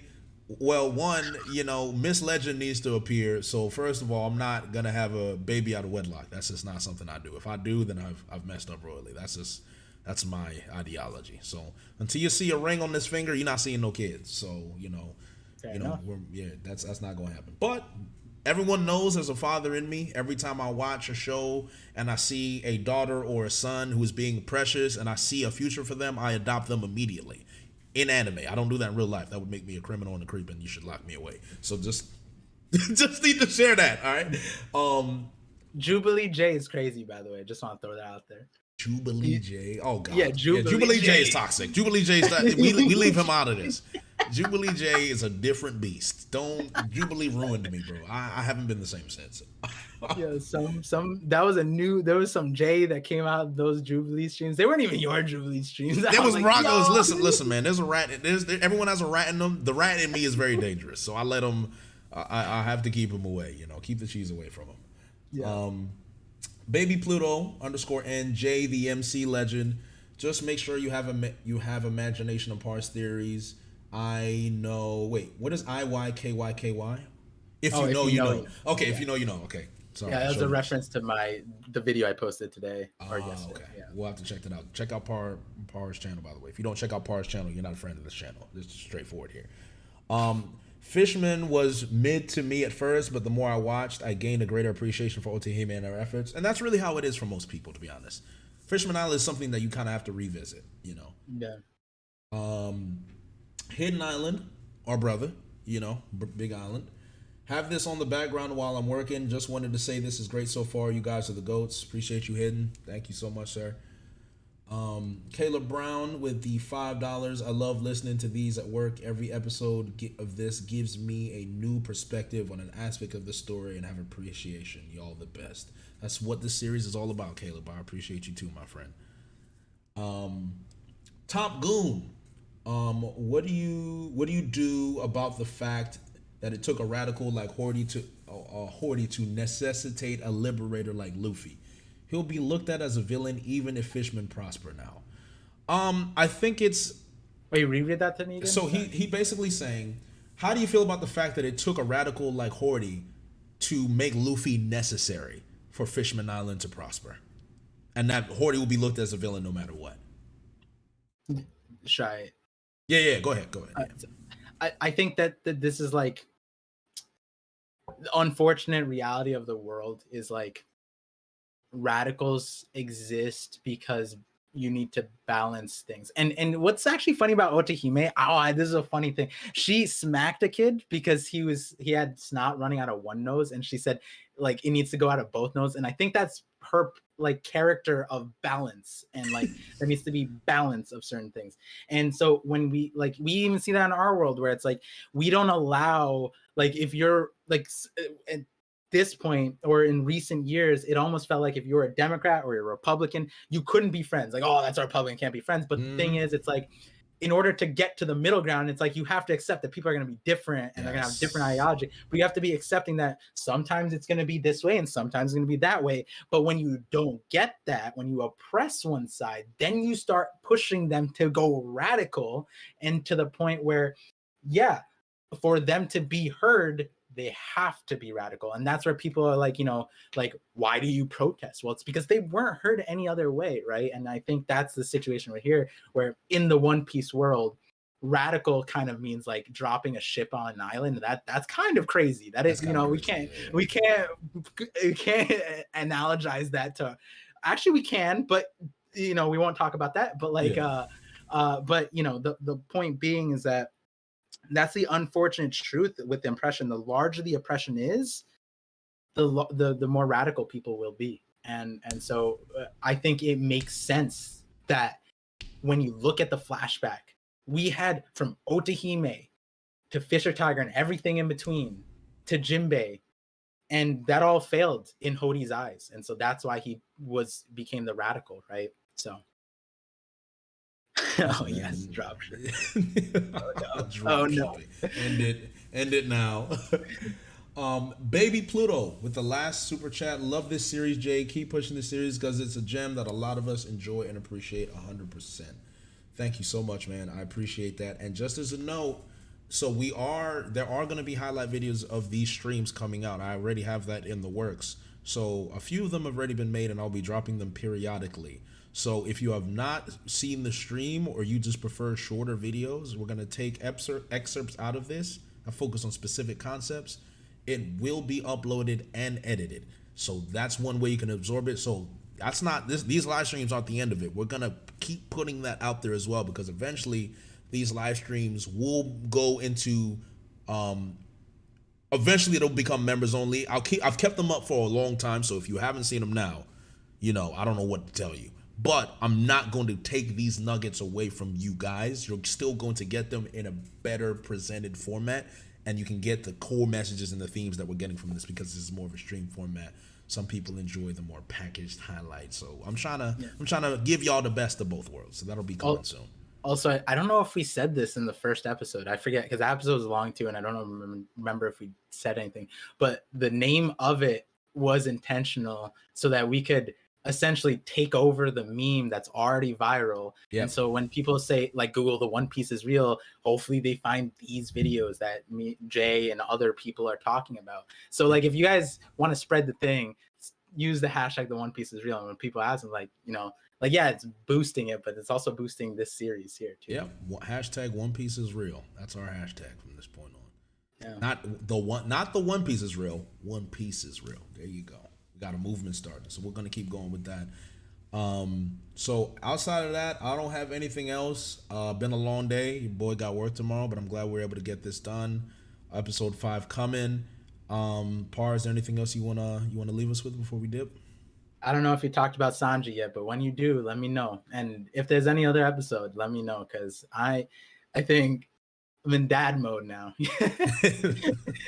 Zenith is going to be watching these eventually one day, right? So absolutely, it's going to be, thank you, Jay, for inviting me to this thing. And this also being, the way I left being just a married man in 2022. This is the last kind of stream I did, the One Piece is real. And I came back in 2023 as a dad, and now I'm here and I'm on this stream. And I think one of the harder things of starting back up, I said this at the Reverie, was I was with the baby. He knows like most of my future theories, which is funny. But in terms of like talking One Piece, I didn't really do that for that month. And so the Reverie was like a huge thing. But in terms of making my videos, I needed that motivation to kick back up. And I think this was like the perfect thing, where it's like this stuff and the things that you talk about. And I don't know if you guys noticed Jay at the Reverie, when Jay like talked and he actually like singled out certain people, like I want to hear more of what you're saying and how you feel about this, and that's core to me too. So thank you overall for doing this, making this, having me here, and continuing this, like you said. I tell I was gonna be a And man thank of you, my chat. word, of course. Yeah. And thanks for the chat, Par. I appreciate you greatly. Thank you for all the kind words. I'm glad I could return the favor by inspiring you to start making the content again and get back into the flow of things. So you definitely pushed me to start making content that I wanted to make. So definitely I appreciate you greatly and appreciate the chat. And thank you guys for the support. The support has been amazing. The comment section has been amazing. You guys have really, really made me want to continue this series because I was hoping that it would be received well. And you guys have shown up. And you show up more. There's more people that show up to these streams more and more as we keep going. And I know the YouTube is a little different. So some people don't see these streams because YouTube separates them from live and video. Some people only look at the video tab. So that's why the videos things are coming. Yeah. So to everyone that's supporting, thank you so much. Spread the word, share it. Everyone that's in the chat, thank you so much because this is a very personal stream for me. So if you guys enjoy this, you're enjoying what I really, really want to do. So thank you so much. Episode 5 coming soon. Again, if you do not subscribe to Parvision on YouTube, you are not a friend of this family. It is, I am being so serious. I'm not even joking. Par and J, that is like, that's a duo. It's like BDA and J, Morge and J. Par's a part of that. Murphy's a part of that. You guys, if you don't associate with him, you don't associate with Randy, you're not part of the family. You're not. So subscribe. You see his YouTube is right there in the little thing. So just go there. Thank you for the love. There, of course. Thank you for the love, Jay, and chat and community. That's what I love about this. All right. Thanks everybody. I'll catch you guys later. One Piece is real. Take care.